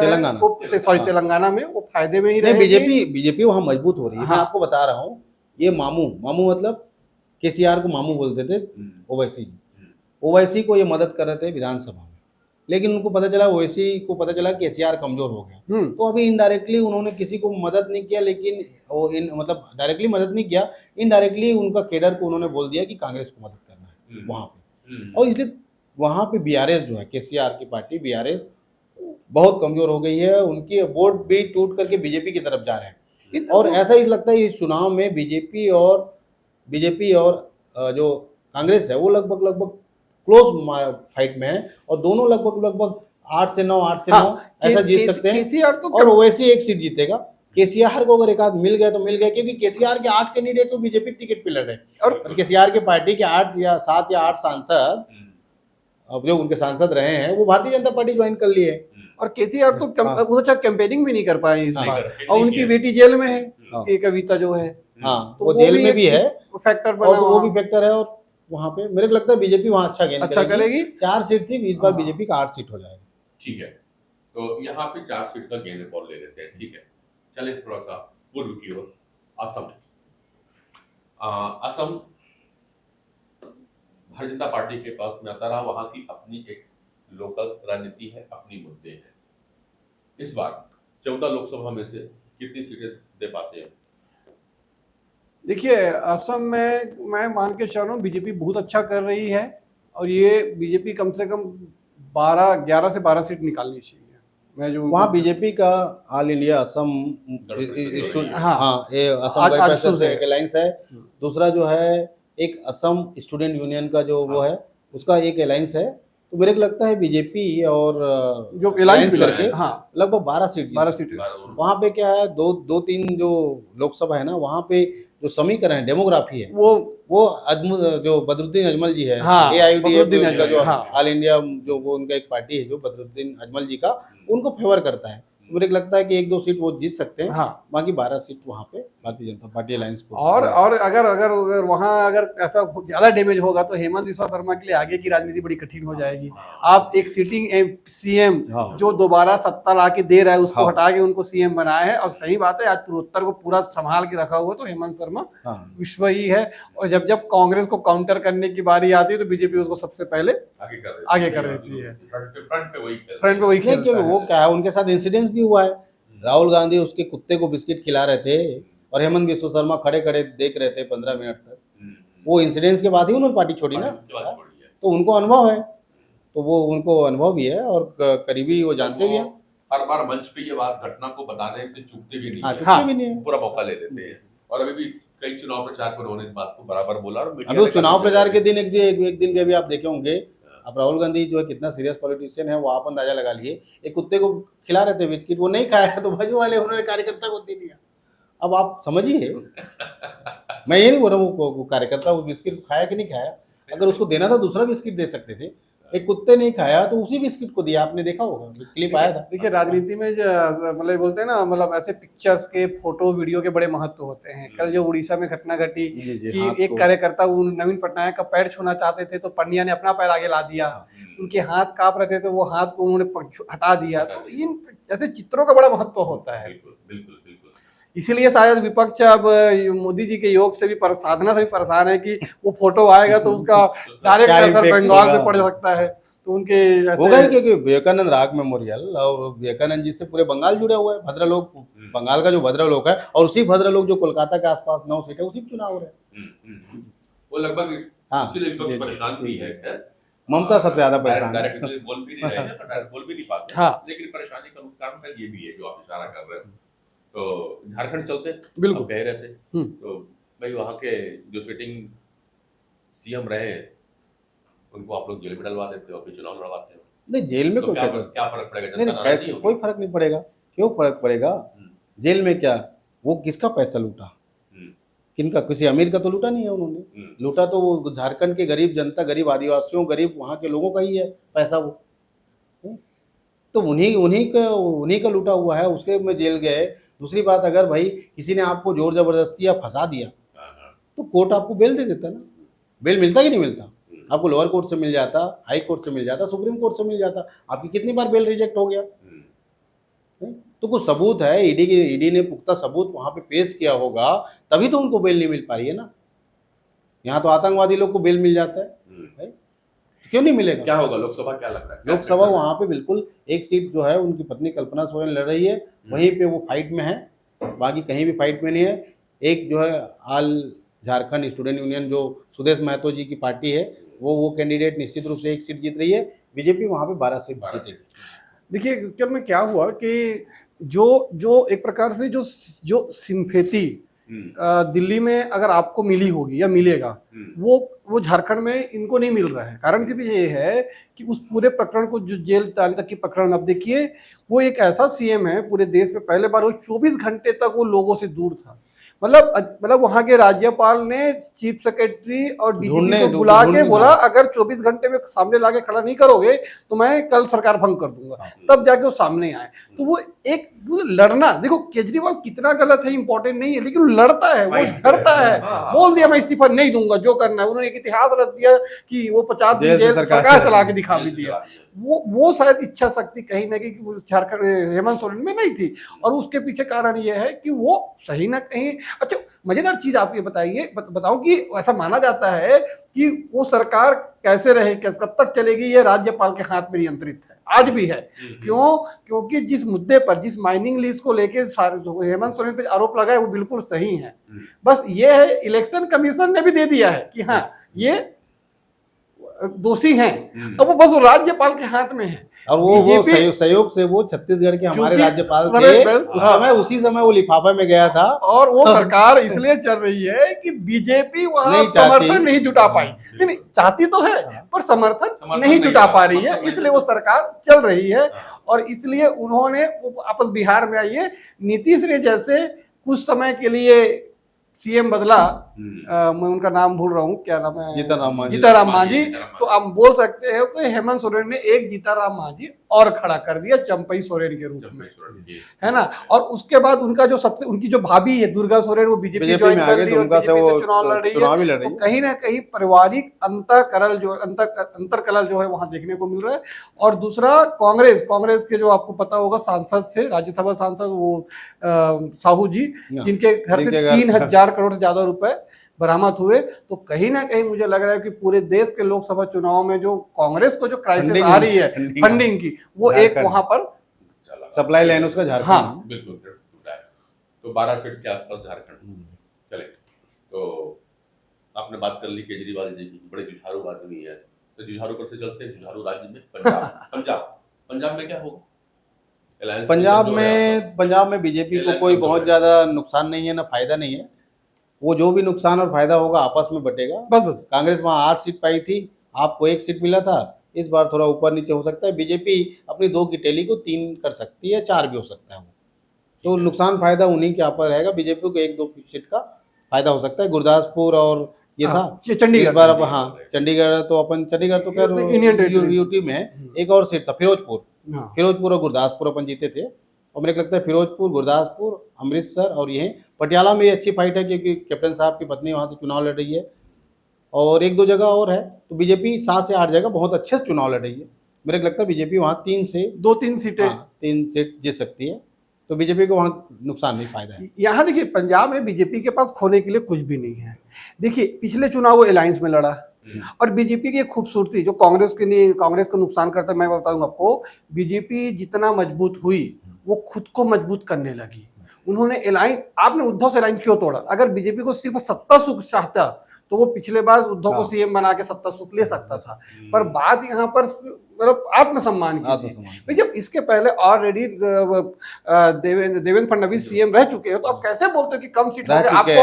और मोदी जी, अमित शाह जी सब रैली में बोलते थे हम इनके नेतृत्व में लड़ रहे हैं। तो और वहीं पर देखिए अब जब बीजेपी का पंजाब में कुछ भी नहीं था, और जब अकाली ने समर्थन वापस लिया किसान आंदोलन को लेकर, जबकि उनकी परिवार से हरसिमरत कौर जो है बादल जो है मंत्री थी कैबिनेट में, उसके बाद बीजेपी ने मान मनोबल नहीं किया। और ये वो बादल परिवार है जिसके जो उनके जो ससुर जी थे प्रकाश सिंह बादल, वो एनडीए के संयोजक थे अपने पूरे जीवन भर, जब एनडीए बना तब से लेकर। तो एक महत्व तो था। और उसके कार्यक्रम में भी मोदी जी गए हैं, उन्होंने अपने पिता स्वरूप मारा, उनको वहाँ की राजनीति के चाणक्य भी कहे, बहुत सारी चीजें हुई। तो बीजेपी वहाँ जितना भी पाता है वो उसके लिए प्लस में ही रहेगा, नुकसान कहीं नहीं होगा। अब इसमें ये देखना है कि आप और कांग्रेस कितना कर पाती है, क्योंकि विधानसभा आपने लड़ा, पंजाब आपकी एक तरफा जीत हुई, सरकार बन गई, और अभी आप फिर वहां मिलके लड़ रहे हो, दिल्ली में वहां अलग अलग लड़ रहे हो, आपस में लड़ रहे हो, और यहाँ मिलके लड़ रहे हो। तो वहां अब वोटर कितना, आपका वोटर कांग्रेस को कितना कन्वर्ट हो पाता है वो आपको देखना पड़ेगा। पंजाब जो है बहुत दिल्ली से और पंजाब में कांग्रेस के साथ नुकसान ये हो गया कि उसके जो जितने सीनियर लीडर थे, चाहे वो प्रकाश सिंह बादल हो, चाहे अभी जो बीजेपी के प्रदेश अध्यक्ष हैं, वो सब सुनील जाखड़ जी वो सब, और हमारे सिद्धू साहब तो कहीं दिखते ही नहीं है। वो अब कैप्टन साहब पार्टी छोड़ के, कैप्टन अमरिंदर सिंह, अगर वो भी एज बार हो जाए तो वो भी उनकी धर्मपत्नी चुनाव लड़ रही है। तो मुझे लग रहा है कि बीजेपी वहां अपना जो वोट बैंक है उसको अगर सीट ना भी मिले, मान लो सीट अगर ऊपर नीचे भी होता है, तो मुझे लग रहा है वोट ऑफ परसेंट अगर बढ़ता है तो नहीं। दूसरा क्या, बीजेपी जो बेन सिंह जो मुख्यमंत्री रहे हैं, उनके बेटे रणवीर बिट्टू जी, वो भी बीजेपी में आके सीट और बहुत मजबूती से लड़ रहे हैं एक जगह चुनाव। हाँ, वो एक लड़ रहे हैं वहाँ पे। पटियाला भी, अमृतसर पटियाला सीट जो है वो कैप्टन साहब की पत्नी जो है जो पंडित कौर जी, 7-8 सीट पर बीजेपी दमदारी लड़ रही है। देखिए इसमें बताओ मैं आपको जो विधानसभा में रिजल्ट मिला है, आपको वहां नुकसान हो, वो रिजल्ट नहीं मिला। हाँ, और वो एक मैसेज भी गया लोगों में कि मतलब जो अभी जो वहाँ जो सीएम है पंजाब के, वो इंडिपेंडेंस नहीं है, वो केजरीवाल के उसमें काम कर रहे हैं। तो इस तरीके से बहुत सारी चीजें, उनका नशाखोरी का बहुत सारी मुद्दे उठे, और पंजाब पे तो ये सब चीजें देखते हैं हम लोग जिस प्रकार से। तो मुझे लग रहा है कि वहाँ बीजेपी को थोड़ा सा अपॉर्चुनिटी और बेहतर 1 से 2 सीट का फायदा बीजेपी को मिल सकता है, हो सकता है, ऐसा आकलन है। तो लेकिन किसान आंदोलन को भी ध्यान रखना पड़ेगा। किसान आंदोलन से उसका भी आप जब आगे जाओगे तो हरियाणा में बड़ा इफेक्ट पड़ रहा है। मैं हाँ इसीलिए हरियाणा आ हाँ, रहा था, 10 वो लोकसभा दोनों है। एक ही स्टेट है, और, किसान आंदोलन से प्रभावित ये है। दोनों किसान आंदोलन का जो सबसे बड़ा असर दिखता है वो पंजाब की बजाय हरियाणा में ज्यादा दिखाई देता है। इसलिए आप किसान आंदोलन की बात करें, और उसके पीछे कारण ये है कि वहाँ बीजेपी की सरकार है, बीजेपी इसलिए सरकार प्रभाव ज्यादा दिखता है दिखता वहाँ। है। बिल्कुल। तो बीजेपी की विधानसभा में सरकार है और मुख्यमंत्री भी अभी आपने बदल दिया बीजेपी का, वहां पे उसका क्या फायदा या नुकसान? देखो लोकसभा अब बीजेपी क्या है, बीजेपी ये 100 दो मुद्दे हैं। हाँ आपने सीएम भी बदला है हाँ और दूसरा किसान आंदोलन का प्रभाव। मैं हरियाणा। वही दोनों बताना चाह रहा हूँ। वो दोनों दोनों ही चीज़ है। एक तो बीजेपी जो है टाइमली बहुत ज़बरदस्त एक्शन लेते, बीजेपी जहाँ लगता है, देखो उत्तराखंड में 2 बार नहीं 3 बार सीएम बदला, लेकिन पुष्कर धामी जो है, पुष्कर धामी जी वो रिपीट होकर आए।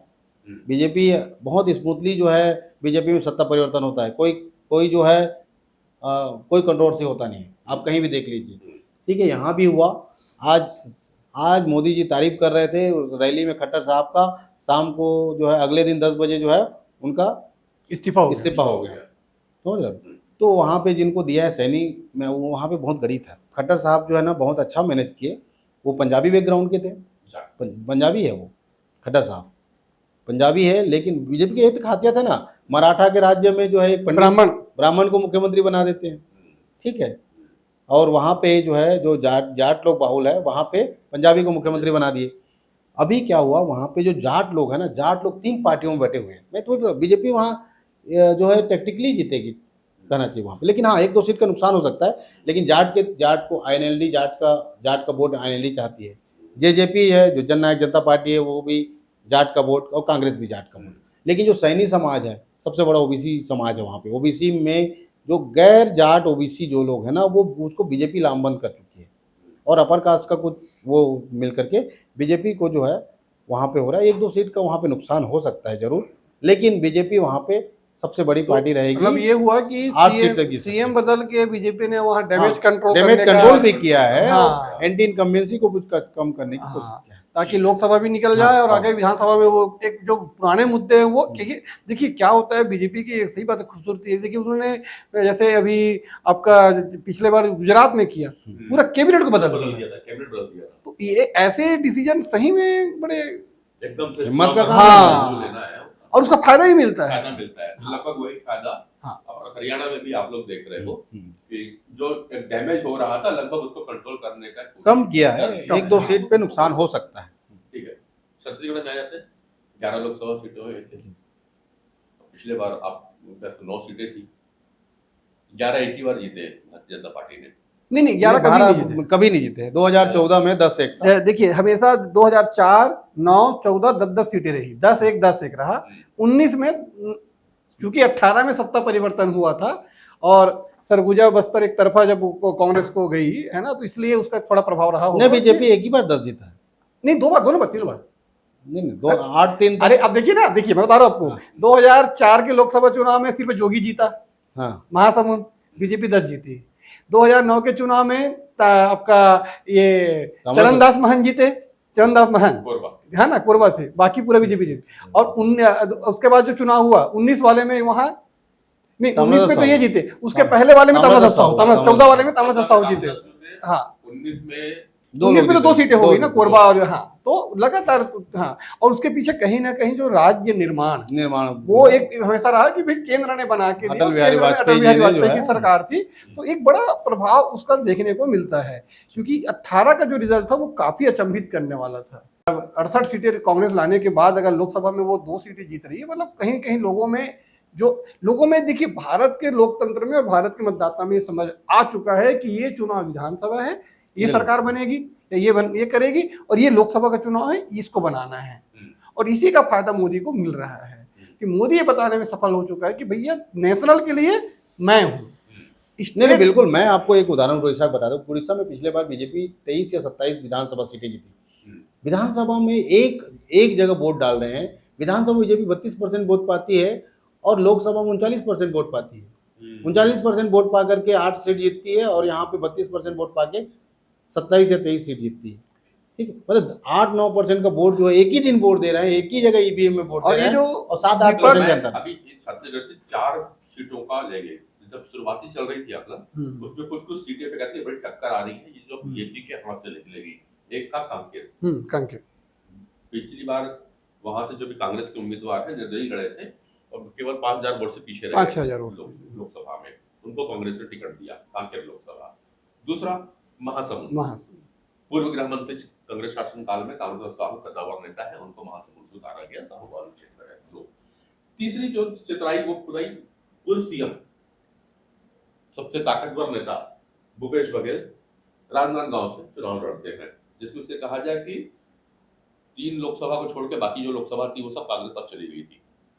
राजनांदगांव का उस लोकसभा की बात करें तो विधानसभा की जो बाकी सीटें हैं वहां पे कांग्रेस के विधायक ज्यादा है। नहीं, राजनांदगांव को छोड़कर सभी सीट कांग्रेस जीती है वहाँ के पास। पे। राजनांदगांव से डॉक्टर रमन सिंह जीते हैं, बाकी बस पूरी की पूरी कांग्रेस के पास गई, इसलिए तो वहां भूपेश बघेल का टक्कर रहते हैं।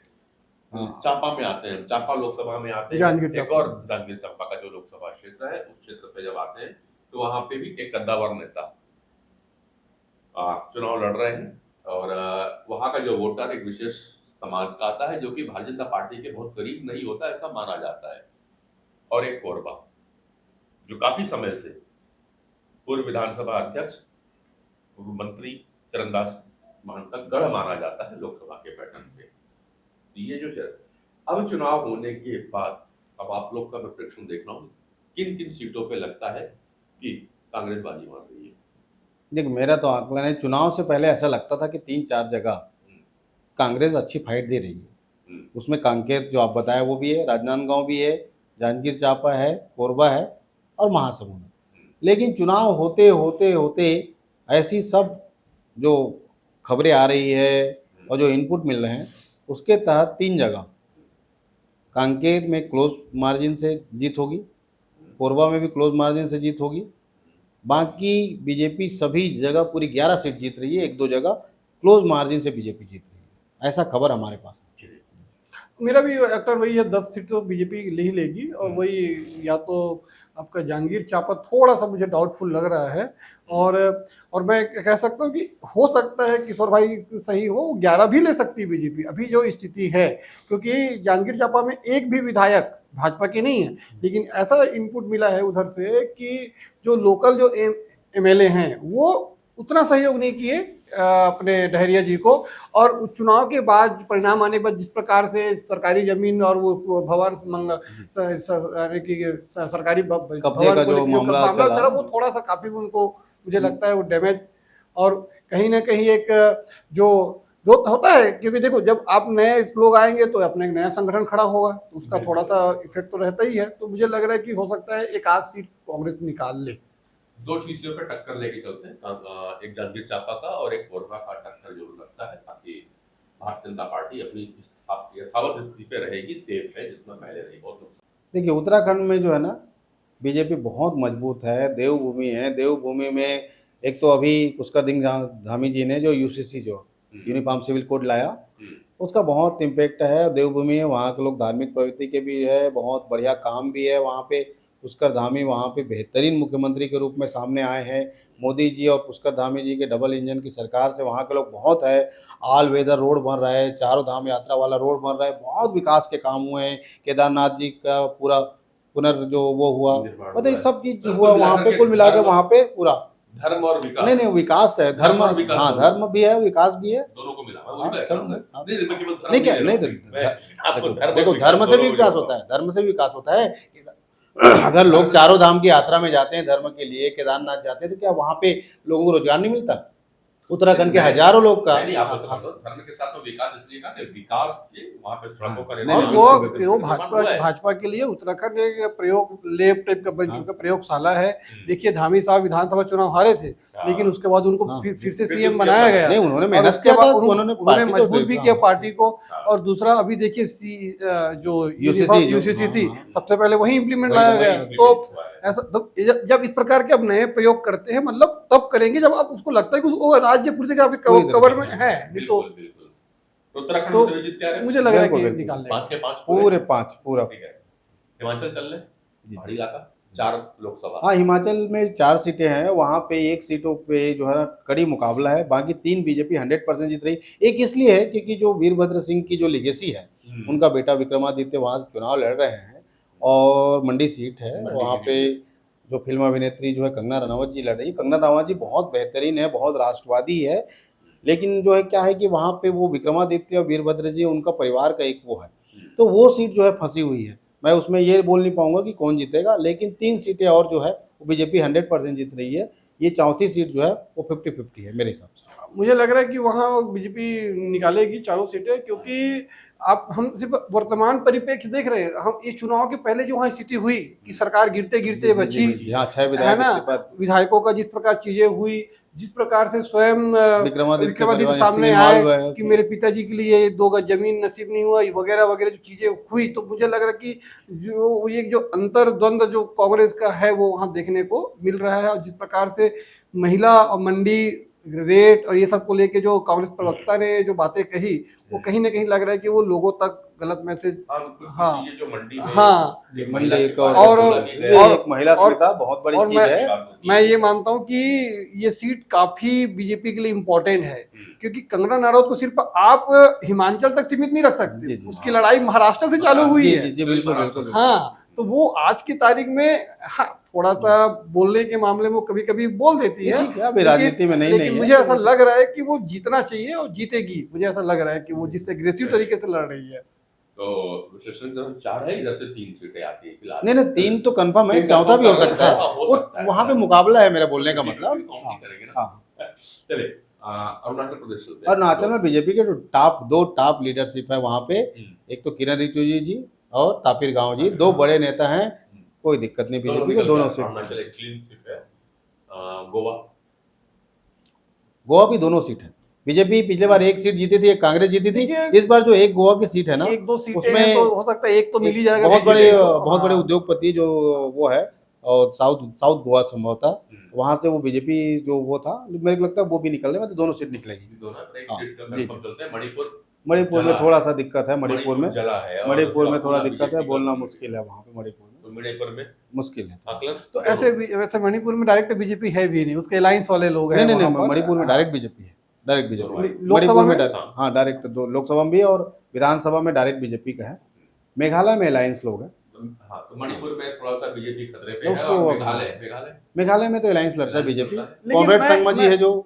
देखिए मणिपुर को मैं उतना भी नहीं नीचे डालूंगा, क्योंकि जिस प्रकार से वहाँ नहीं, बार-बार ये प्रेशर था जी। कि सीएम को हटाया जाए। अगर बीजेपी ने सीएम नहीं हटाया तो कुछ तो बात होगी, कुछ तो बात होगी। नहीं, मणिपुर का जो हिंसा है ना, वो राजनीतिक हिंसा के बजाय मेरे को लगता है जातिगत हिंसा है। जातिगत हिंसा है, और वो न्यायालय के आदेश के बाद हुआ है। जी। और वो दोनों जो जाति है ना, वहाँ पे जो मैतेई जाति है, जो ओबीसी वर्ग में आते हैं, और कुकी है जो, और कुकी और मैतेई, कुकी जो आदिवासी में आते हैं, और मैतेई लोग जो है, कुकी लोग अपने को वो समझते हैं, मैतेई लोग अपने को समझते हैं।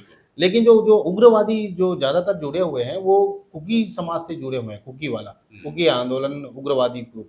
तो वहाँ पे वो वाली एक लड़ाई थी। तो मेरे को लगता है वहाँ पे जो मैतेई लोग की जनसंख्या जिधर ज्यादा होगा, मेरे को लगता है संभवतः वो वाला सीट तो निकल जाएगा। कुकी लोग थोड़ा सा वहाँ पे संभवतः थोड़ा नाराज है। उस जगह पे घुसपैठ का मुद्दा भी काफी उठता रहा। नहीं, घुसपैठ तो वहाँ से पूरा जो घुसपैठ हो रहा है, वहाँ से म्यांमार उधर से पूरा, तो वो तो सभी जगह घुसपैठ हो रहा है वहाँ पे, तो हर जगह स्थिति है। मेघालय चल लेते हैं, 2 सीट वहाँ भी है। मेघालय में अलायंस जीतेगी, बीजेपी तो वहाँ है नहीं, डायरेक्ट अलायंस जीतेगी। कॉमरेड संगमा, उसकी जो उसकी बहन है, क्या नाम है, जो उस समय सबसे कम उम्र की थी 2009 में जो सांसद अगाथा संगमा, वो संभवतः शायद वो लड़ रही है। उनके भाई वहाँ पे मुख्यमंत्री हैं। दोनों सीट एनडीए के पास आ रही है। मेरे को लगता है उसमें से एक तो कंफर्म है और दूसरा भी आ सकता है। त्रिपुरा दोनों सीट बीजेपी दोनों। मिजोरम में जो अलायंस आएगी बीजेपी, हाँ अलायंस आएगा हाँ। नागालैंड भी बीजेपी अलायंस के पास आएगा। सिक्किम में जो है वहाँ पे बीजेपी भी इस बार बीजेपी टफ फाइट में चुनाव लड़ रही है। हाँ बीजेपी के पास आती बहुत नहीं है वहाँ पे सिक्किम में। अब चलते हैं केंद्र शासित प्रदेशों में भी चल लेते हैं। तो सबसे पहली बात करेंगे अरविंद केजरीवाल की। जेल से सरकार चला रहे थे, चुनाव प्रचार के लिए जमानत पे बाहर भी आए हैं। क्या गुल खिलाएंगे साथ में? देखिए जमानत मिला था और उस जमानत पे बट्टा लगा दिया स्वाति मालेवाल केस। और मैं ये बता दूं आपको, दिल्ली के 7 सीट में बीजेपी 50% वोट से जीती है पिछले बार।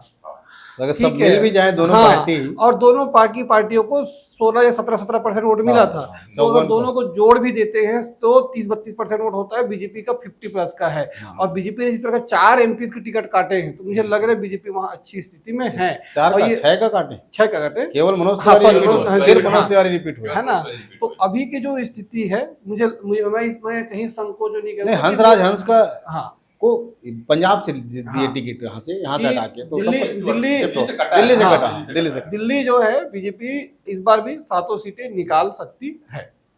नहीं, निश्चित रूप से निकाल रहे हैं। जो माहौल है ना, स्वाति मालीवाल केस से आम आदमी पार्टी का जो महिला समर्थक है, उसमें एक तो बुरा लगा कि ये लोग महिलाओं का, और केजरीवाल के बारे में लोग बोलने लगे हैं कि ये किसी को अगर वो करना रहता है तो वो खतरनाक तरीके से उसकी बेइज्जती करा के पार्टी से बाहर करते हैं, ऐसा एक परसेप्शन जा रहा है। और खास वहां करके महिला, लोगों में ये बात आई है कि कुछ तो किया होगा, इसलिए वो जेल गया है। नहीं, ऐसे पहले ही कोई तो नहीं उन्होंने- जाता। पहले तो वो हाँ। तो है, उस मामले में तो है भाई कि सबको जमानत मिल गया, आपको जमानत। दूसरी बात, उन्होंने बोला कि आपके पास पर्याप्त सबूत है, हम दे नहीं सकते, हाईकोर्ट ने कहा था। वो तो बाद में ये चुनाव, सुप्रीम कोर्ट ने आपको ये, जो आपको, आप निर्दोष हो बोल के थोड़ी जमानत हाँ, दिया है। नहीं, वो तो चुनाव, आप राजनीतिक व्यक्ति हो, और पार्टी बड़ी के पार्टी, संयोजक नेशनल हो, पार्टी हो मुख्यमंत्री चुकी है। हो, हाँ, 5 इसलिए- साल में एक बार चुनाव आता है, इतना बड़ा चुनाव है, इसलिए चुनाव की दृष्टि से दिया है उन्होंने 2 जून तक आपको चुनाव प्रचार के लिए। अंतरिम जमात है। और सुप्रीम कोर्ट ने ये कहा कि इसे एग्जाम्पल ना माना जाए। हाँ, एग्जाम्पल ना ये- माना जाए। हाँ, उन्होंने हालांकि इस पर एक चर्चा हुई हेमंत सोरेन में को, हाँ। कि क्या नहीं, हेमंत, और दूसरा क्या, अगर किसी व्यक्ति को प्रचार के लिए जमानत मिलेगा तो क्या मतदाता को मिलना चाहिए कि नहीं मिलना चाहिए वोट देने के लिए लिए। और इसलिए पहले ही सुप्रीम कोर्ट लाइन खींच दिया कि इसे एग्जाम्पल ना माना जाए, और उसके उसी आधार पे फिर के कविता और हेमंत सोरेन को भी जमानत की अर्जी खारिज हुआ, खारिज किया गया। हाँ, बिल्कुल। तो दिल्ली के 7 सीट केजरीवाल की ही वजह से भारतीय जनता पार्टी की ओर जाने की संभावना देखती है। अंडमान निकोबार द्वीप बीजेपी है, एक ही सीट है यहाँ हाँ, पे, एक ही सीट है। बाकी सब जगह एक ही सीट चंडीगढ़- चंडीगढ़ भी टंडन साहब जीतेंगे। एक है, हाँ। दादर नगर हवेली है, बीजेपी वहाँ पे। है, दोनों सीट बीजेपी के पास। जैसे लद्दाख लद्दाख में थोड़ा सा थोड़ा सा मुकाबला है, थोड़ा मुकाबला है वहाँ पे। थोड़ा सा क्या है कि वो ऑटोनोमस वाला जो है, और वो क्या नाम है उनका, जो 3 इडियट, सेमरिल क्या, नहीं 3 इडियट पिक्चर में जिसके ऊपर वो हाँ, बना हाँ, था, हाँ। वो एक व्यक्ति आंदोलन में हो थोड़ा। अभी कुछ समय वहाँ पे लगातार आंदोलन हुआ, मेरे को लगता है वो सीट फंसा हुआ है। लक्षद्वीप, लक्षद्वीप तो भाई वो तो एनसीपी और कांग्रेस उनका रहता है, नहीं वहाँ पे। पांडिचेरी बीजेपी जाएगी। जम्मू कश्मीर, जम्मू कश्मीर में टोटल देखो, जम्मू में 2 सीट है और कश्मीर में 2 सीट है, और एक आधी सीट है, मतलब जम्मू में 2.5 सीट है, कश्मीर में 2.5 सीट है। तो मेरे को लगता है कि जम्मू और उधमपुर भारतीय जनता पार्टी जीत रही है। जुगल किशोर शर्मा जी और अपना जितेंद्र सिंह जी कैबिनेट मंत्री, ये दोनों जीत रहे हैं। बाकी अनंतनाग और श्रीनगर और बारामूला संभवतः मेरे को लगता है ये कहीं नेशनल कॉन्फ्रेंस ले जाएगी, ऐसा लग रहा है। लेकिन जिस प्रकार से कश्मीर में चीजें बदली हैं, एक जगह, लेकिन वोट ऑफ परसेंट बढ़ रहे हैं, भाजपा तो की हो बढ़ सकता है रहे इसका फायदा उसको मिले। नहीं, भाजपा वहाँ क्योंकि- पे जो है, देखो भाजपा वहाँ सज्जाद लोन जी लड़ रहे हैं, हाँ। भाजपा के अलायंस, और वहाँ पे एक जो है राशिद इंजीनियर करके विधायक, निर्दलीय विधायक, इंडिपेंडेंट, वो बहुत जबरदस्त है, और वो एनसी जो नेशनल कॉन्फ्रेंस का बहुत वोट काट रही है, राशिद इंजीनियर जी। तो इस चक्कर में बीजेपी का जो अलायंस है, सज्जाद लोन जो पार्टनर है बीजेपी का, वो एक बार चुनाव निकाल, क्योंकि बीजेपी वहां लड़ नहीं रही। लोगों को ये चीज जब पता चल गया कि 70 हटने के बाद जब डायरेक्ट सेंट्रल गवर्नमेंट वहां घुसी है, तो वहां के लोगों में एक सुरक्षा की भावना आई है। लोग जा रहे हैं, निकल रहे हैं, जो पहले जिस तरीके से होता था, और चीजें कि आप झंडा नहीं गड़ा सकते, ये वगैरह, वो सारी चीजें खत्म हुई है। और वहां भी वही है, परिवारवाद, दोनों परिवार आपस में वो करते रहे, कभी ये कभी वो, और वो कहीं ना कहीं धीरे धीरे वो परिवार भी अब टूट रहा है, धीरे धीरे उसका कमजोर तो पड़ा है। हाँ पड़ा है। और उसके बाद अब हम इसको, जो हमारे कांग्रेस के सीनियर लीडर जो रहे पहले, उनको भी गुलाम नबी आजाद जी अपने कहीं ना कहीं बैकडोर बीजेपी को सपोर्ट कर रहे मोदी जी हैं, के है ना। समर्थक तो उस तरीके से लग रहा है कि बीजेपी वहां पर जो आज का माहौल है, तो कुछ अच्छा कंफर्ट जोन पे है, इतना नुकसान नहीं होगा। चले, तो हमने लगभग सभी लोकसभा सीटों को बात कर ली, जोड़ लेते हैं। एक बार हम जोड़ लेते हैं, और ये जवाब किशोर जी को ही देते हैं कि जोड़ के बताएंगे कितनी सीटें उत्तर प्रदेश पहुंच रही हैं। तो हम शुरुआत कर लेते हैं फिलहाल उत्तर प्रदेश जो है, में से, हाँ 70 लगभग मिनिमम 70 सीटें उत्तर प्रदेश पे दी थी, 80 में से 70। महाराष्ट्र में 24-25 24 सीट लेके चलिए, 24 सीट हुई। पश्चिम बंगाल में 42 लोकसभा में से 22 नहीं कम से कम 26 और भाई साहब का 30 है तो 28 अपन मानते एवरेज हैं। 28 निकाले थे। 28 लिया है। पश्चिम बंगाल को हमने 28 लिया था और बिहार में चले गए। बीजेपी 17, 33-34 बीजेपी के 17 ही माने थे। बीजेपी 17, बीजेपी की 35 अभी 17 गिर 35 रहे हैं। एनडीए 35 है। अभी अपन बात करते नहीं, अभी अपन बात करते हैं बीजेपी। भाजपा 370। हाँ भाजपा 370 पहुंच 400 पहुंच जी। जाएगी। तो बिहार के बाद हो गई तमिलनाडु। जी, तमिलनाडु में बीजेपी 4 सीटों पे बहुत मजबूती से लड़ रही है। मैं नाम बता देता हूँ, कन्याकुमारी, रामनाथपुरम और अपना चेन्नई सेंट्रल, जहाँ से आंध्र प्रदेश की तिलिमिली जो राज्यपाल थे उनको दिए हैं वो वाली सीट, और कोयम्बटूर जहाँ से हमारे प्रदेश अध्यक्ष और डायनेमिक लीडर, और मैं तो उनको बहुत बड़ा नेता मानता हूँ, के अन्नामलाई जी जो प्रदेश अध्यक्ष है वो बहुत जबरदस्त तरीके से 3 मान के यूथ में चले। तो बहुत ही फेमस है के अन्नामलाई। अपन को के हाँ तीन मान के चले। चलिए मध्य प्रदेश मध्य प्रदेश 29 मेरे को लग रहा 29 है। पूरा हाँ। 28 ऐसे में 28 मान के चल रहा हूँ, हाँ। है ना, एक आध सीट ऊपर नीचे। एक आध सीट ऊपर नीचे होगी क्योंकि दो चलिए। चक्कर में है। मध्य कर्नाटक चलते हैं 28, कर्नाटक में 20 20 अपन मान। ठीक है। गुजरात में तो कोई गुजरात 26 26 हाँ। राजस्थान 25 राजस्थान 22 23 कर सकते हैं आप। 23 कर सकते हैं। चलिए 22 को 23 कर सकते हैं। आंध्र प्रदेश में 24 नहीं, बीजेपी आंध्र तो प्रदेश में 25 सीट है, उसमें अपन 3 मान रहे हैं। 3 मान के चल रहे 3 हैं। मान रहे हैं बीजेपी का। हाँ। एनडीए का तो 18 आएगा। ओके। 17 उड़ीसा उड़ीसा तो इस बार पहुंच जाएगा, 16 सीट आएगी। 21 में 16 हाँ 16 जस्ट डबल। डबल। केरल में 20 में से केरल में 1 या 2 एक। 2 मानते हैं। 2 जगह बहुत अच्छी फाइट में बीजेपी। एक सीट केरल के ले लेते हैं। तेलंगाना चलते तेलंगाना हैं। तो 8 सीट कम है, तेलंगाना डबल में हो रहा है। 8 8 सीट एकदम मान के चलिए 8। असम असम 12, झारखंड 12, पंजाब में 2 या 3, पंजाब में 2 हाँ 2 ही मान। छत्तीसगढ़ 10 अब मैं तो 11 बोल रहा हूँ, आप 10 बोल रहे हैं तो मैं 10 लिख देता हूँ। 10 ही मान लो, एक आध सीट मान लो। हरियाणा हरियाणा 8 मान लीजिए। झारखंड उत्तराखंड पाँचों। पूरा 5। हिमाचल हिमाचल में तो 4 पूरे, 3 तो 3 लेके चलते हैं 4 में ये। हाँ 3 अरुणाचल प्रदेश अरुणाचल के दोनों सीट आ रही है। गोवा 1 गोवा दोनों आ रही है। दोनों। प्रमोद सावंत अच्छा मेंटेन करते हैं वहाँ पे। प्रमोद सावंत बहुत बढ़िया है। चलो ठीक है। मणिपुर का 1 सीट। हम्म, इनर मणिपुर जो है आउटर का दिक्कत है, मतलब दोनों में एक पहाड़ी वाला जो एरिया है ना उसमें थोड़ी दिक्कत है। प्लेन एरिया में बीजेपी। मेघालय में बीजेपी है नहीं, मतलब उस तरीके से नहीं उस तरह से है। अलायंस की हम बात हाँ, नहीं कर रहे हैं। हम लोग बात कर रहे हैं कि हाँ। बीजेपी कितना लेकर के आएगी। त्रिपुरा में त्रिपुरा 2 सीट में 2 से पूरा दोनों आएगा। दोनों आ रही है। मिजोरम में नहीं है, नागालैंड में नहीं है, ठीक है। नागालैंड में नहीं नहीं है, ठीक है। नहीं। आगे चलते हैं दिल्ली का तो पूरा 7 आएगा। दिल्ली में साथ ही साथ बीजेपी की ओर। अंडमान निकोबार द्वीप समूह 1, 1, चंडीगढ़ 1, 1, दादर नगर 1, लद्दाख लद्दाख का भी नहीं। 0 मान के। लक्षद्वीप ने लक्षद्वीप नहीं, नहीं, पांडिचेरी 1, पौंडीचेरी 1 हाँ। में, ठीक है। जम्मू कश्मीर की सीट जम्मू कश्मीर में टोटल जो है 2 आएगी 4 में से। ठीक है। तो 330 से हमारा भारतीय जनता यहाँ पे पार्टी का 40 जो- 340 यहाँ पे 340 सीटें जो है भारतीय जनता पार्टी के पास जा रही है। 370 का एक उम्मीद किया हुआ था। तो एक जो प्रेडिक्शन था चुनाव के नहीं पहले- एक्चुअल में क्या है कि इसको मैं शुरू से इस नजरिए से देखता हूँ भाई, जब ये चुनाव है क्या, एक एग्जाम की तैयारी है। हाँ। आप साल भर पढ़ते हो, बच्चा 10 बोर्ड में 90% लाया तो लगता है भी 95 लाऊं। तो भाई बीजेपी अगर पिछले चुनाव में 303 लाया है, आज वो 370 को एक सिंबॉलिक, देखो ये इस में भाई इतना- आदमी टारगेट हाँ, रखेगा तो टारगेट तभी, के हाँ, आसपास पहुंचेंगे और ना। और वो ये आपका ये मोरल है कि कैसे अपोजिशन को डाउन करना है। अब वो आप इसी आंकड़े पे, अब ऐसा ना हो कि 4 जून के बाद कांग्रेस विपक्ष इसमें खुश हो जाए कि ये 400 नहीं ला पाए, कि ये 350 लाए, इस पे भी खुश हो सकता है। दोनों बोल ही रहे हैं ना, मॉरल 400 व्यक्ति नहीं मान लेंगे, मॉरल व्यक्ति मान तो लेंगे। ये हाँ, ये उनका हो सकता है, तो उनकी लेकिन भी है। हाँ, ये कोई बहुत बड़ी चीज नहीं है कि वो 370। मैं तो बोलूं कि अगर तीसरे टर्म में मोदी 303 को भी पार कर देता है, ये बहुत बड़ी उपलब्धि होगी भारत जैसे डेमोक्रेसी में। मगर ठीक है, अभी तक जितनी बात की पैनल पे, तो जिस तरह से वो फीडबैक आए हैं अभी तक का, उसमें भारतीय जनता पार्टी अपने कंफर्टेबल सिचुएशन में है।